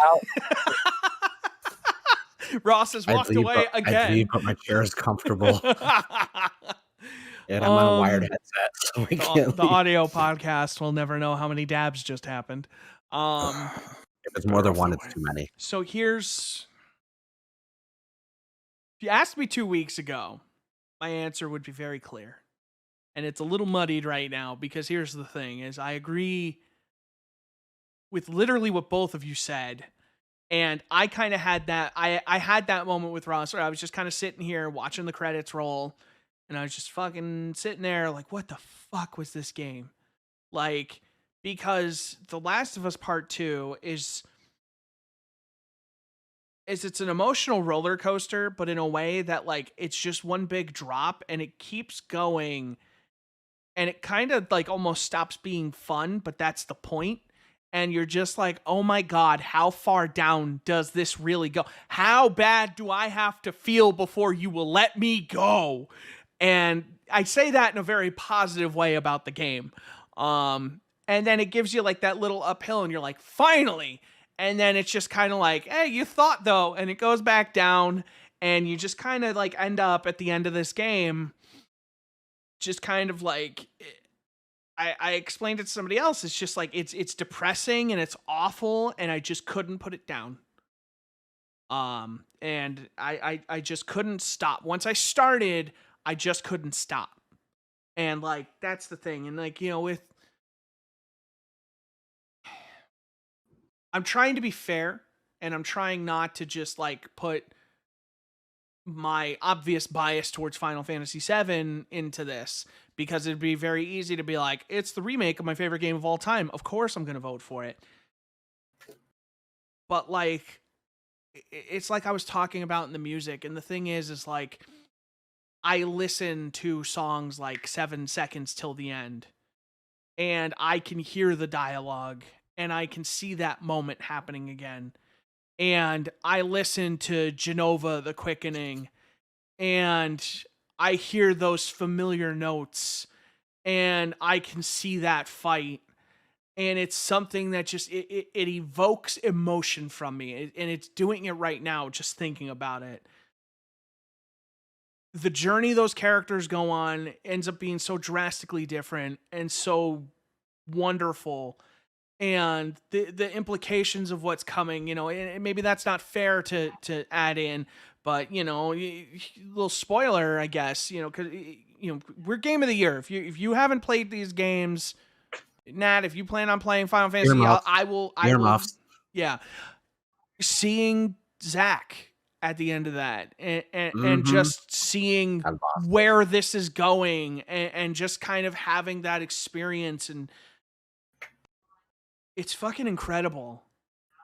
And you know, if you're just talking like raw and you're leaving the emotional, I guess that's not fair because they're both emotional stories, but it's like, True. The Last of Us Part 2 is probably a more technically proficient story, if you can make an argument for that. But Final Fantasy VII Remake just hit me in a way, man. And like, you know, they both of those games are the two like most emotional games I've probably played all year. And the third one, believe it or not, would probably be Suzerain, you know? And like, as great, you could put that. I'm trying to take you seriously, and Nat is just agreeing, Yeah, but he no, has no headset on for those who aren't watching. I was saying that like the three most like emotional impact games I played this year would probably be the two remaining games and Suzerain. I'm trying to keep it visually entertaining while I'm not there. You know what I mean? So I want the visual viewers. My gut tells me The Last of Us Part 2, but my heart tells me Final Fantasy VII Remake. That's fair. And my There is mind a song can't called make Listen to and Your I can't Heart. make up my mind about it. There's a song called "Listen to Your Heart," so I mean, That's where I'm at. My gut tells me The Last of Us, but my heart tells me Final Fantasy. I get the argument for both games. That's the thing, but like, I didn't know. I don't know if should anyone pick else is more swayed. the way 7 ended. Like, even though it's technically not fair to be like, well, we know there's another part coming, but like, that set up so much. And let's face it, The Last of Us, even like part 1, that could be its own story. Even if you didn't fully play part 1 and you went to go play The Last of Us part 2, you get a full, complete story in that game. Like, they're continuations, but they're isolated also at the same time. I think the fact that Final Fantasy VII, by the end of it, left me completely fulfilled and satisfied. Oh, yeah. Knowing that there's more to come. If that was it, I'd be good. Like, if that was it, like, I'm good. They could cancel the next one, and I wouldn't exactly be happy, but I would not be upset with where this game left off. You know, like, if this was Final Fantasy VII Remake were done, I would be satisfied. And they can start Final Fantasy VIII Remake finally. They're not going to remake it. I think they already said they're not. They didn't. But they didn't hopefully, say that. I would like them to do that, but that's a different conversation. Yes. So, Chris, I don't know. So Mark, you're locked in on 7. I'm locked in on 7. Nat, do you feel strongly about either of these games based on what you have heard about them? Let's just go strictly on arguments made by the individuals here. Well, he didn't hear yours because we. No, he didn't hear that one part. Okay. All right. Perfect. I like. Do you want a low 5 like for teamwork? Like, will that make you feel better? There you go. Okay, good. He voted with me. Oh, that was not a vote. I just said it. I wish you guys happiness and success on your journeys. It's totalitarian election we have going on here. It's I think, again, Chris, I don't think it would necessarily change your heart, but this is why I did want you to have some space to breathe with the Last of Us story. But I think you're leaning Final Fantasy. Considering the gripes I have with the story of The Last of Us Part 2, I am still torn on this because I have problems because I think the whole final act is entirely unnecessary and actually detrimental to the overall story. That is my own issue. But even in the context of what I enjoyed and where I thought would have been the logical conclusion, it's still like I said, my gut, like, because of how good and how thoughtful and how well put together and methodical that story is, my gut wants me to vote for that, but my heart will not give up on Final Fantasy VII. It sounds like Final Fantasy VII. It sounds like Final Fantasy VII. But people should really convey the fact that, like, whatever one we vote, when it's a close call, we're not taking anything away from the other one. Like, The Last of Us Part 2 is still a great story. I'm not even going to strike it out. That's where I'm at. That's disrespectful to The Last of Us Part 2. I will. No, don't do it. It's all right. Don't do it. Don't we you strike do that it. Pokemon Mystery Dungeons. Gotta keep that same energy. We're almost done.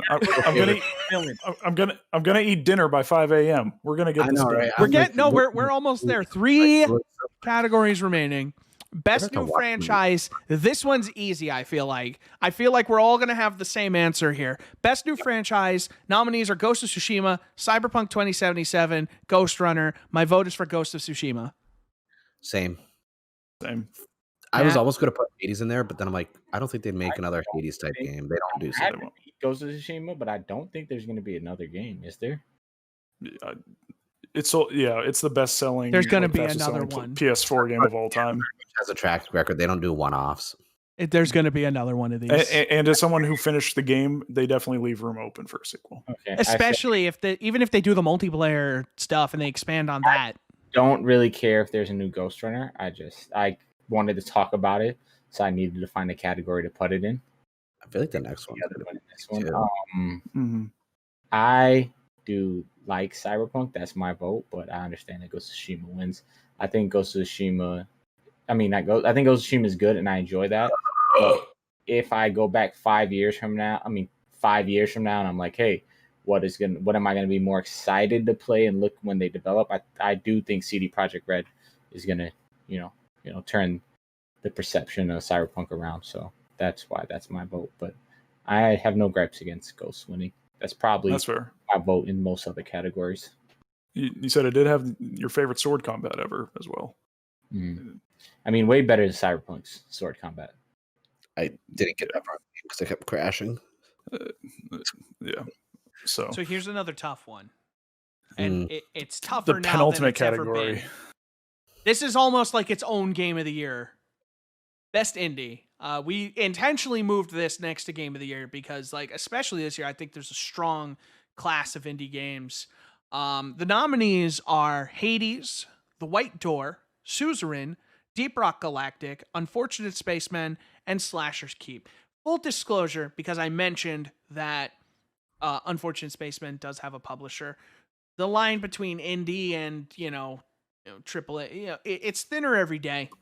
And so New Blood, for public, we allow indie games for publishers who have a history of just almost exclusively supporting independent developers. We're not talking EA. It's like, a game published by EA is probably not going to make it on this, even if it's indie by nature. But, if it's, holistically indie, it will be on this. This is the Natagory. Nat. I think what's your take? This is where he lives. A lot of good games on here. One of which I'm really excited to play. Two of which I haven't played, but Chris talks up one of them a lot, and I want to check it out. Two of the other games, I'm interested in checking out. And one of the games I put there, but one of them is already there. I think there is a clear leader in this, and that is Hades. And I feel like in a year where indie games have kind of been like this list is good, and I feel like a good representation of indie games, but I do feel like this year, as far as indie games go, I feel like it's kind of dipped off. There wasn't as many indie games, because if you left it up to me last year, I could probably fill this list with 15 games. I feel like these are probably I don't want to say the only indie games you need to pay attention to, but these are probably some of the most important games you have to pay attention to. Only other indie game that's worth noting is Fall Guys, but I don't think it was going to win. Fall Guys is technically, I guess, does Devolver fall under this? Developer. Yeah. Did we read the nominees, by the way? Yeah, he did. Yes, I did. Okay, cool. I'll read them again in case there's confusion. Hades, The White Door, Suzerain, Deep Rock Galactic, Unfortunate Spaceman, Slasher's Keep. But yes, my vote is for Hades, as the guy who has a really big soft spot for roguelites. And I really enjoy Hades. I think Hades is very fun to play. I am not the greatest at it right now, but I do like it. I think the way stuff changes depending on what you take is the essence of a roguelite in the best way. And while the story elements are kind of anti-roguelike, but it's in the best interest of storytelling. And to quote my good pal, Ross Orlando, you guys should follow him. It's trying to push the envelope and move roguelites forward. So Hades is my vote. Also, Supergiant Games, just has a carved space they could always nuzzle into in my heart. Hades is my vote too. Same. Definitely Hades. Hades is probably the right vote here, but I do just want to take one more moment just to The White Door. Everybody, if I can tell you anything on this list, all of these games are 100% worth playing. The White Door is exceptional. Suzerain, Suzerain might be higher on my personal list. I haven't decided yet when it comes down to it. That game is something else. And like, I don't want to overhype it, but like, I can't say enough good things about it that like, when I play that game, like it is emotionally exhausting and it is fantastic. And I do think it's deserving, even in a class with Hades, I do think it is deserving of the win. But I don't know now if I should stall because Mark just stepped away and the next category is the big one. Should I talk more about Suzerain? I could gush more about, the games. I haven't played Deep Rock Galactic, but everybody from the Discord are always having fun playing that game. And, it kind of makes me sad that I don't have it. But yeah, Deep Rock Galactic and Unfortunate Spacemen are just great games. You can just sit down with a couple buddies and just play. Especially Deep Rock Galactic, it's on Game Pass. It's incredibly easy to get and play. I was going to say, Suzerain, I look forward to playing. I'm not going to lie to you, Chris. White Door looks really cool, but that looks so fucking depressing. You know what though? It's not. It is incredibly uplifting. Imagine, like, especially because like looking at the trailer and stuff when you first brought it up, I looked at the trailer. I was like, wow, this looks like an interesting story, and I want to check this out. I'm not gonna hold you. I'm off a bad year. I'm probably hold off on this. This looks like it'd get me down. Like the White Door, it's ultimately very uplifting. And like, listen, I am not traditionally, contrary to what Mark says, I am not traditionally the indie guy. Yeah.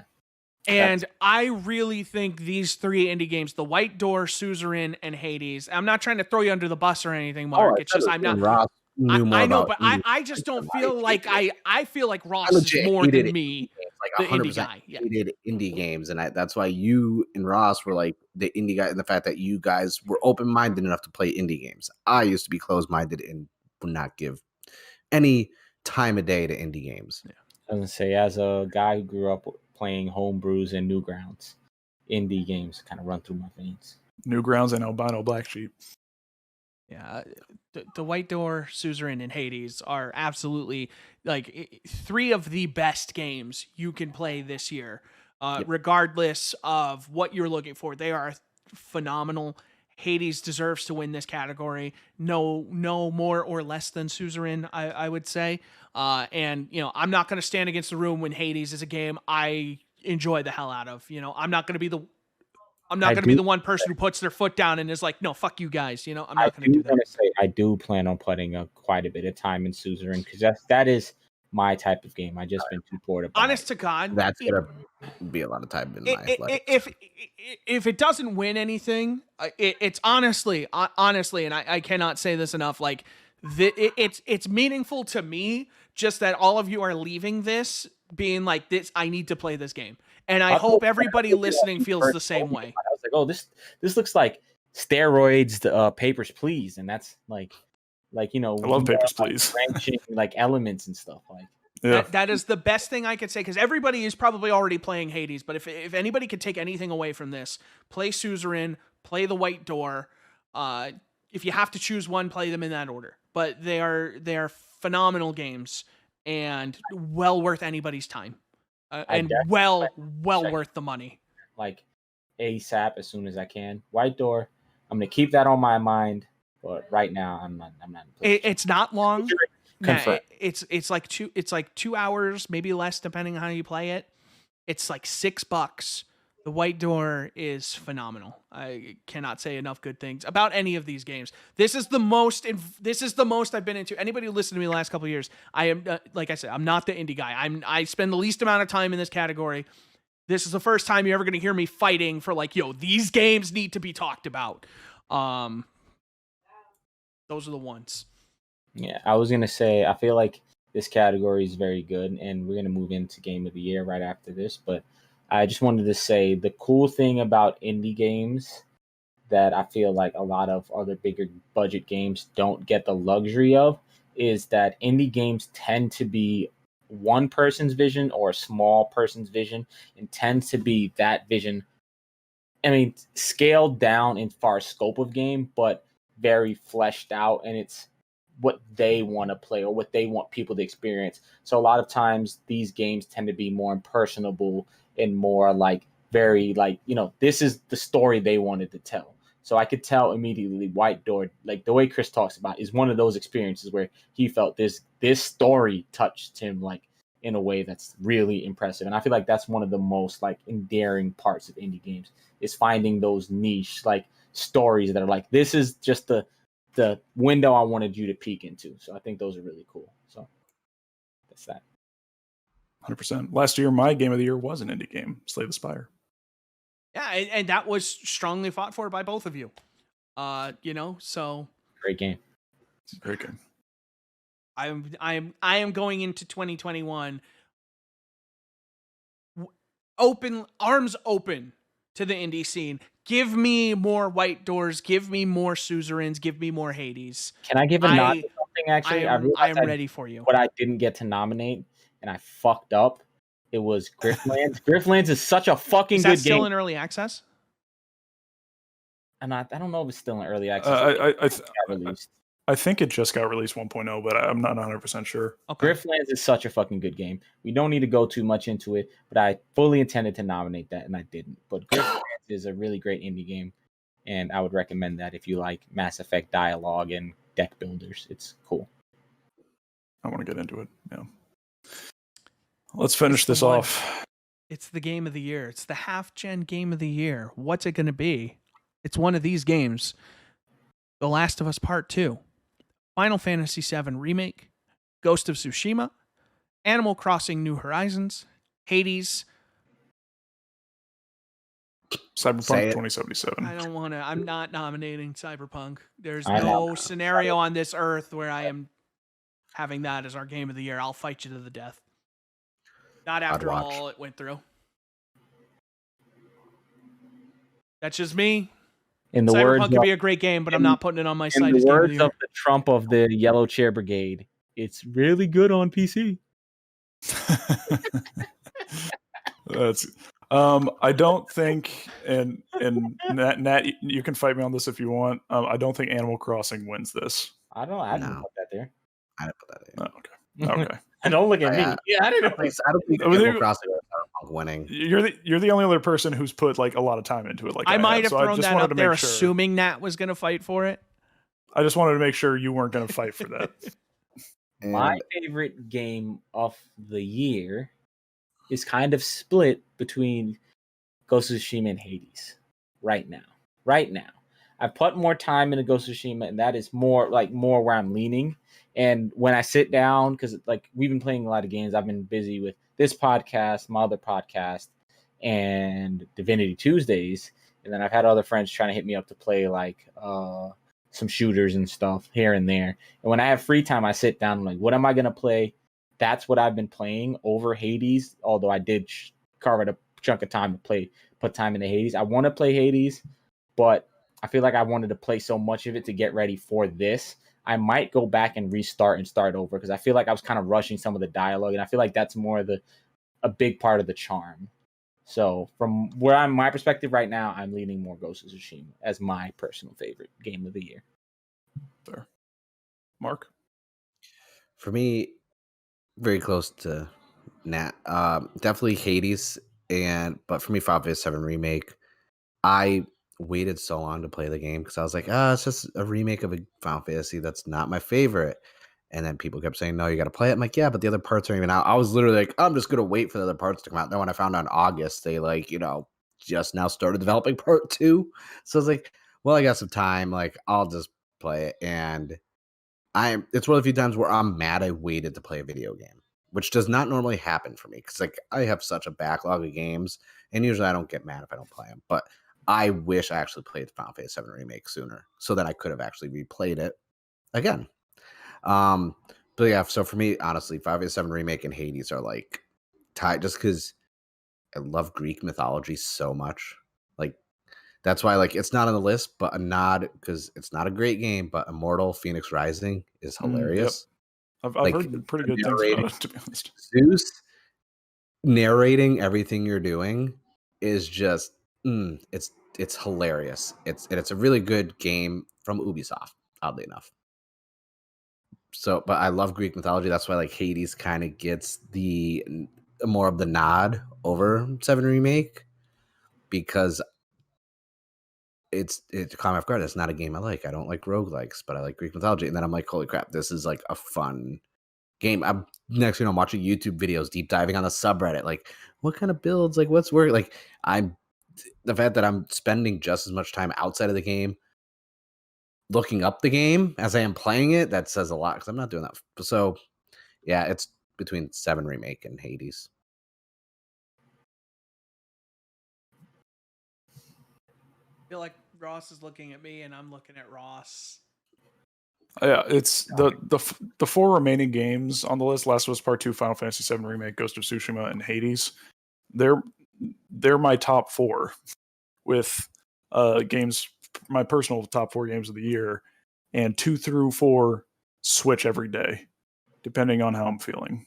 The number 1 for me, and for me, it's not even close, is The Last of Us Part 2. Just from the ambition of the narrative structure that they decided to go with, the overall narrative it told, the gameplay, which was actually really solid and actually changed a decent amount halfway through in terms of play style. In terms of, I totally understand when people say that the second half dragged. I totally understand that. See, and I that get part it. to me is crazy because I enjoyed playing as Abby much more than I enjoyed playing as Ellie. I got through Abby's stuff way quicker than I did with Ellie because I liked her skill set. Did I spoil anything? Keep them off. Keep them off. Wait, Keep did I 'em off. spoil something? I don't think he We knew talked that you about played as Abby. Abby. You Is just that- told him I don't about think you told him about the Abby story trailer before. I didn't know that you played as 2 separate characters till just now. okay. To be honest, like you guys are talking about both the characters, and you were alluding to like them being there. I didn't know you played as 2 characters now, and I started thinking about it, and once it connected in my head, I was like, "Holy shit! I probably shouldn't know about this." So that's why I took it off. Like, why is there an Abby trailer? Yeah, it's kind of I like didn't Halo think 2. Connected in my head until like you guys beat it. I didn't realize you hadn't put that together yet. I apologize. I was talking assuming that you already knew that. That's my fault. No, So here's the thing. 100% my bad. That's probably not a big deal in the scheme of things. I just know the way Naughty Dog tells stories, and that's probably the way they introduce that you play as another character is probably a big deal.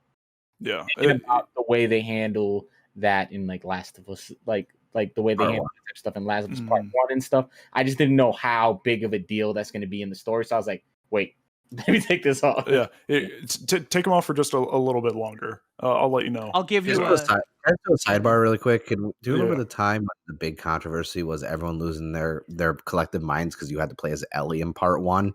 Yep. Like, yeah, no, but that was one of the best parts Yeah. and I'm just like, because you didn't know what was going on with Joel. Yeah. Everybody talk in front of their microphones like this so we can't read our lips. So Good luck, Ross. Ross, Yeah. just take it off and hold it. So yeah. People said the second half dragged. I get that. I don't agree with it. People don't like the Santa Barbara bit, and I definitely get that. For me, That part I agree with. That I don't like that. for me, I think it does still work for me because you want the game to be done, and Ellie wants to be done, but the PTSD she has from Joel's death will not let her leave it alone. And I feel like by the end of the game, you're exhausted playing the game, and I feel like Abby and Ellie are also both exhausted, and I feel like you're supposed to feel that with them. Whether or not that's good game design, that's up to you. For me, it fit together very well.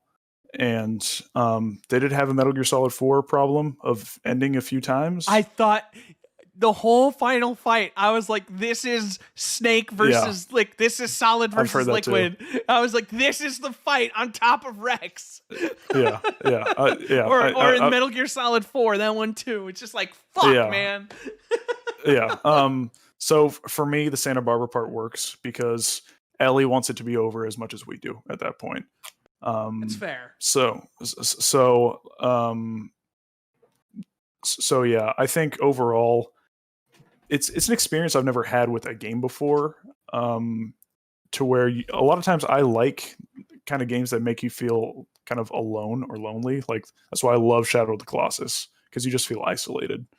And I think in Last of Us Part 2, Ellie becomes isolated and isolates herself and alienates everyone around her because she's so locked in on this revenge quest. And the game starts with Abby fulfilling that quest and then realizing that revenge didn't actually make her feel better about her father. And you see her trying to reconcile that the entire rest of the game, to where Mel at that one point says, "You've always been a shitty person, Abby." And that hits her hard. And you see her trying to redeem herself with Lev and trying to act in that Joel role. And Ellie at the end of the game can't kill her because she had learned to forgive Joel right at the end. And she knows that if she ended up killing Abby, it wouldn't bring Joel back and it wouldn't make her feel fulfilled. And I know some people are mad that she didn't kill Abby at the end. And I think those people missed the point. I would have been more upset if she had. Because honestly, that whole time, I was just like... Because again, I thought just before Santa Barbara would have been a perfect ending. That would have been good closure for everybody. The thing... For what it's worth, the thing I don't like about Santa Barbara is, like I said, Santa Barbara feels more self-serving to the game because, like, you know, I'm sorry, I'm signaling on video. I'm like, don't do it. The thing with Santa Barbara is, like, it forces, you know, you get these characters off to their future, and then it kind of just forces them into it really forces them into these equally shitty situations. And that just kind of felt to me like, you know, they tried to give you some of that kind of swing back up, you know, using the roller coaster analogy. You've been going down all this time and they kind of tried to bring you back up. And then they just said, nah, and then just took out the track from underneath you, you know?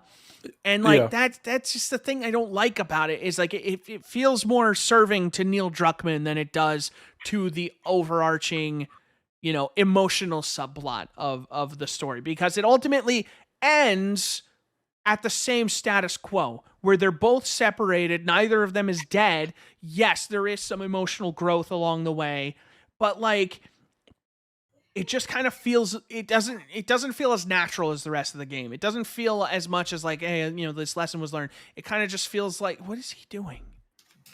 This is between you and me, Chris. Yeah. All right. I'm listening. I'm just trying to save in Hades. We've been talking about Hades so much. I can't.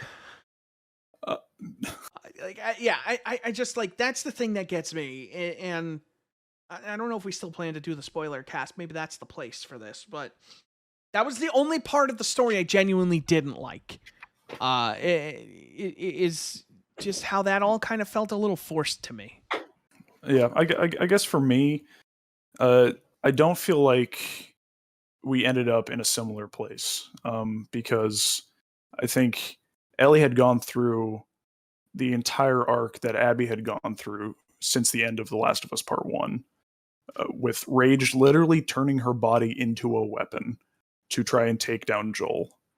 And then by the end of the game, she finds that caring about someone else and letting people in, because she would never let Owen in because Joel was always the priority. Like, you see the flashbacks of him being like, come on, let's do something. And she's like, no. We got a new tip for Joel. And I feel like Santa Barbara was, I feel like that ending was inevitably where it was going to end up. I feel like for those two characters to get closure, for Ellie to get closure, who by all means for most people is the main character of the game, she needed Santa Barbara to happen. If you would have left it at the farm, I think it, for me at least, it wouldn't have had the satisfying closure for the character that she did get because of Santa Barbara.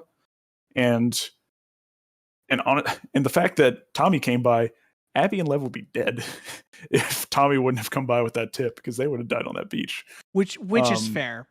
But like, so for me, I actually would have preferred if Ellie had gone through with it.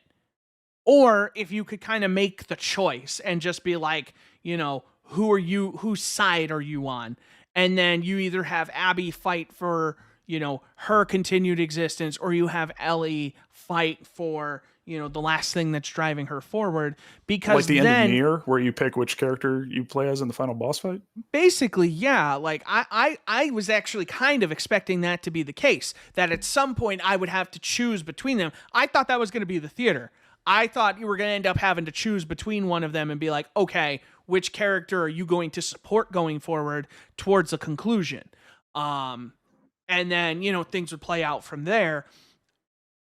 Like to me, and I totally get what you're saying, that they're not leaving in exactly the same place, but I feel like this ending doesn't really change. Like if you don't do the Santa Barbara thing, you don't have to do the Abby getting caught by these people. You can just leave it with her meeting the Fireflies. She needed to get caught to create a conflict that Ellie, which was one of my other gripes with the game, coincidentally would always be nearby. Like it always, like, everything with that felt coincidence, and which I get that, but for me, especially in Seattle, the WLF had I'll give you Seattle, but that's crazy. Of course, the tip comes up right as she's been captured by these people and is going to die. Is literally where she's going to die. Well, it's not right as she's been captured. I mean, Ellie gets there probably like a few weeks to a month and a half later. So like there is time in between. As she's on the post where she's going to die after her escape attempt. Sure. I mean, there has to be some level of like suspense of disbelief, that sort of thing. But I get why Santa Barbara doesn't work for some people. For me, I think it was necessary to complete the story. And I think if they would have given you a choice, I think that would have hurt the story a lot. And I'm not going to. That would have given me closure. See, that would have split the narrative for me in a way that I wouldn't have been satisfied with.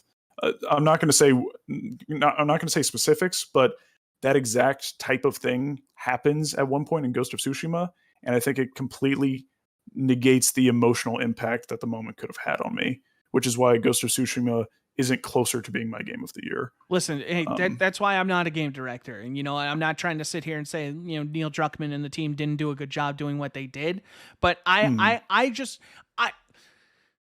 it's coming from a place of like I wanted Ellie's everything she gave up to be worth something, and even though she would have to deal with that in the end, I would have felt better if she had just done it, and then she could have lived with that decision, and she would have made it great. Part 3. She could have lived with that decision, and she would at least go back and know, okay, this is what I gave up my life for. And instead she goes back to nothing.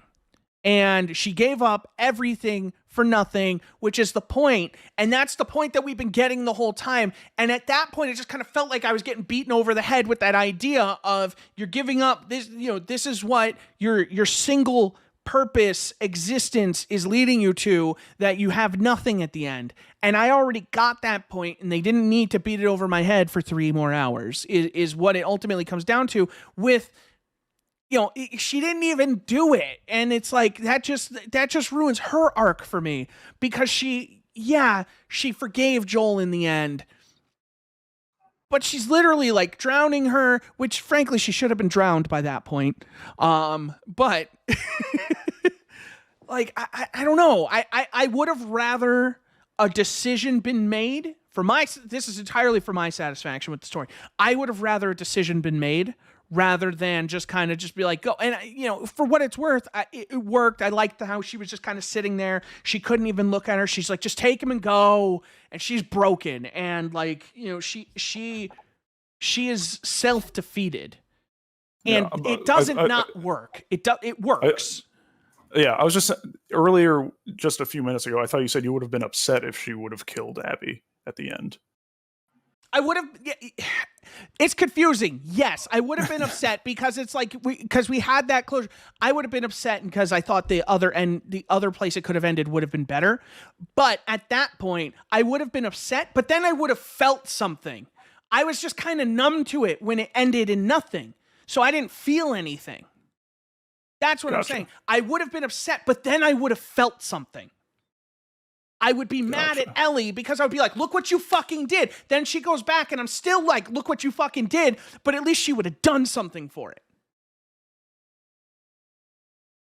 Yeah, I get that. I think in my mind, in that final moment, she remembered that she had learned to forgive Joel before she had a chance to mend that relationship. Which I'm I th- assuming is the reason why she was so angry when he died.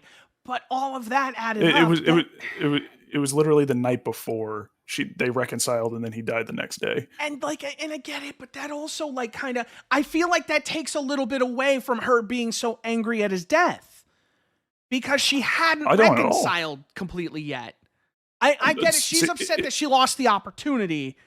I think that's huge. Yeah, because Maybe after that's- years of holding that grudge against Joel, getting herself back to the point where she could begin the process, and then to have that ripped away from her in such a gruesome way, I think that's exactly what that was. In my eyes, I don't think she ever really hated him. To have that emotion that she had, we're getting way off topic. We'll get back on topic after this.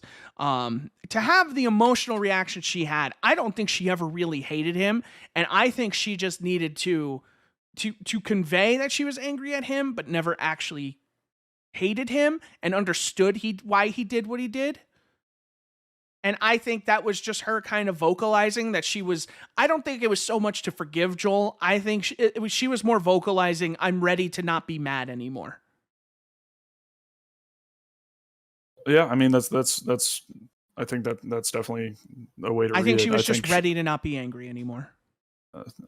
Yeah, I mean, I think anger and hate go hand in hand a lot of the time. I think hers was more anger than hate for Joel. I think she hated the decision he made, and I think she was starting to be willing to forgive him for the decision that he made. Yeah, I don't think she ever hated the person, though. Joel has overall been nothing but good to her. Yeah. So, I think Final Fantasy VII Remake wins Game of the Year. Really? Just from everyone in the room. Yeah. Oh, I was gonna say it's for me. It could be easily 50-50 between 7 Remake and Hades. Yeah. I'm gonna be honest. I would vote this is no disrespect to Hades. I would vote Last of Us over Hades at this point. The most common area is Final Fantasy VII Remake. This conversation is evidence of that. I should text Nat and tell him we're good. Yeah, because I think he went poop. I don't know what he did. But yeah. Well, we're waiting for him. I started reading my Dead Space hardcovers that I got signed by Anthony Johnston. Oh, nice. I didn't get him. I found him signed, at a store. That's fair. Already signed. I was like, oh yeah, no, that's the main writer of the actual game. Wrote the comic books. I'm like, cool. Yeah. Nice. They're actually really good. So the Dead Space Salvation is one of my favorite art styles in there. I was like, this is so good. Yeah. Because Dead Space is such a good game. It really is. Mm-hmm. I'm weirdly looking forward to that Callisto Protocol or whatever the hell it's called. Yeah. Just because maybe. I mean, The Last of Us Part 2 is the best Dead Space game of the year. Because when that big bloaty goober motherfucker comes out. He's actually called the Rat King. Is he? Ironically enough. Yeah. The moment I heard that thing, I was like, that sounds like a fucker. The moment I heard that thing on the other side of the door, I texted Ross. There's this big guy. And I was like, why does this sound like Dead Space? And then I saw the thing open, and it looked like one of the tunnels from Dead Space where the little worm things would come out. And I messaged Ross. I said, this is the third best Dead Space game. Yeah. I said 1 and 2 have more space, so they automatically beat it. But this is better than the space parts of 3. And then when he showed up, and I was running from him, I was just thinking of the Invincible guy from 1. Mm-hmm. Yeah. It was great. I'm sorry, Mark. I cut you off when you were saying something. No, I said, and then it goes Dead Space 1 and 2, then that game, then the 2 rail shooters, and then Dead Space 3. In order. No, I would still put Dead Space 3 over them, but I would put Unfortunate Spacemen over Dead Space 3.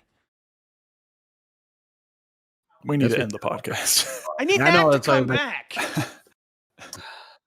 Just put it in post. I can smell food. Final Fantasy VII Remake is... I'm not upset that it won, but it's just I'm upset that Nat walked away. Final Fantasy VII Remake is Halfgen's Game of the Year after heated debate about the story of The Last of Us Part 2. And I was just like, okay, Chris is trying to it sounded almost like you were trying to justify your reason not picking it. That's what it sounded, because for a while I'm like, he's just trying to convince himself that he didn't like those parts for reasons. We're all giving Nat thumbs up on the video. Yes. He's back. All right, just a quick recap. All right, we have figured it out. Nat's going to figure out the game of the year at the same time. Well, not at the same time as you guys, but he's going to figure out which game we picked right now. Just a recap. 2020 Game of the Year awards. My phone, which one you highlighted from downstairs? You shush. Biggest like, let me letdown, Warcraft 3 Reforged. Biggest surprise, Suzerain. Best performance individual, Laura Bailey, The Last of Us Part 2 as Abby. Best performance entire game, Last of Us Part 2. Best music, Final Fantasy VII Remake. Best visuals technical, Last of Us Part 2.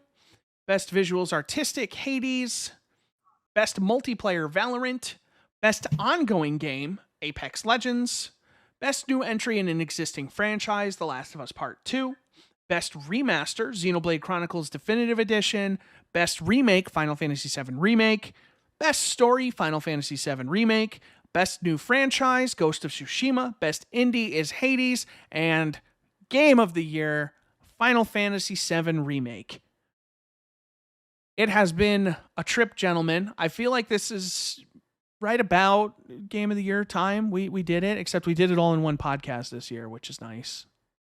Yeah. I'm ready to go eat dinner at 10:30 at night now. But Right, I'm just like, the food's been sitting there, and I'm just like, oh, it's like, because it's got them electric skillets, and I'm just looking at it, I'm like, guys, I do appreciate you all being here. All of you. I appreciate everybody listening and watching. It was a good year for games, you know, and it was a good year to have all of you guys on. So I do thank you. If you are interested in following the opinions of any of us, we all have our Twitter hashtags all around here. That's pretty dope. I don't know what he keeps mouthing. I think he's So- mouthing no. Food from here. Oh, he's mouthing food. Okay, yeah. Does anybody else have anything they want to add real quick before we wrap up? yes, search me on Nerd Name Mark. I've got merch. I've got masks. I've got tank tops. I've got mouse pads. I've got coffee mugs. You have Sweater masks. That is like I hate that people sell masks like that. 85% of the proceeds went to Extra Life, so Where'd the other 15% go? I had to go to cost of making them. That's the end of the That's podcast. fair. Yeah. Nat, anything you want to plug? Shout out to the other podcast I'm on, Chronicles, Tales of Ratchet, a series of Ratchet and Wild Tales. It's actually doing pretty well. We are at a pilot now, and it's doing pretty good.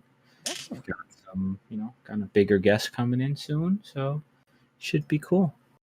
If you That's guys are nice. ever in New York after pandemic, I would love to have you guys on. Yeah. You sounds know good. I'd be there. I don't know what I would offer, but I would Uh, like to just- Yeah. What did he Quick just note: say? we know Half-Life Alyx was not on the list. None of us put enough time into Half-Life Alyx before this in order to form an opinion. We realize that is a hole that was on this list, but it is what it is. It is the playtime of the four of us, and that did not make it. So If there was a VR category, I'm sure I would have been a shoo-in to, excel. we had the best of Star Wars intentions, Squadrons. but there's only Star so Wars much time in Squadrons the day. on that too. yeah, I didn't hear what you said, Mark. I'm sorry. I said Squadrons, Star Wars Squadrons would have been in the VR category for sure. We didn't have Yeah. enough VR games to make a VR category. This has been the Half Gen Podcast. Ross, you don't want to plug anything, right? I don't have a video. no, just half gen. If to get more my opinion on the Last of Us Part 2 story, I do have that editorial up on the site if you want to go take a look. And Are we yeah, still going to do a spoiler cast for that? if you want to. I'm down. I Yeah, feel like I'm we down. should. We need a venue to kind of talk about this. I was gonna say to explain to the audience, haven't played Last of Us because I've had a really shitty year last year, and I was like, this game seems really heavy, and I was like, You it are is. correct. I'm gonna pass on that. I was like, I feel like I could deal with Ghost of Tsushima, but I don't know. I don't know if I could deal with Last of Us. I was like, I'm gonna skip fair. on this for now. That's fair. So Guys, if you're on the yeah, audio. Oh, sorry, go ahead. nope, that's it. I was just gonna say that's my only plug. So At a nerd named Mark, at RP Orlando 91, at It's Comic Kid, at Nightmare CV. Thank you guys for listening, and we'll see you next time. Bye bye.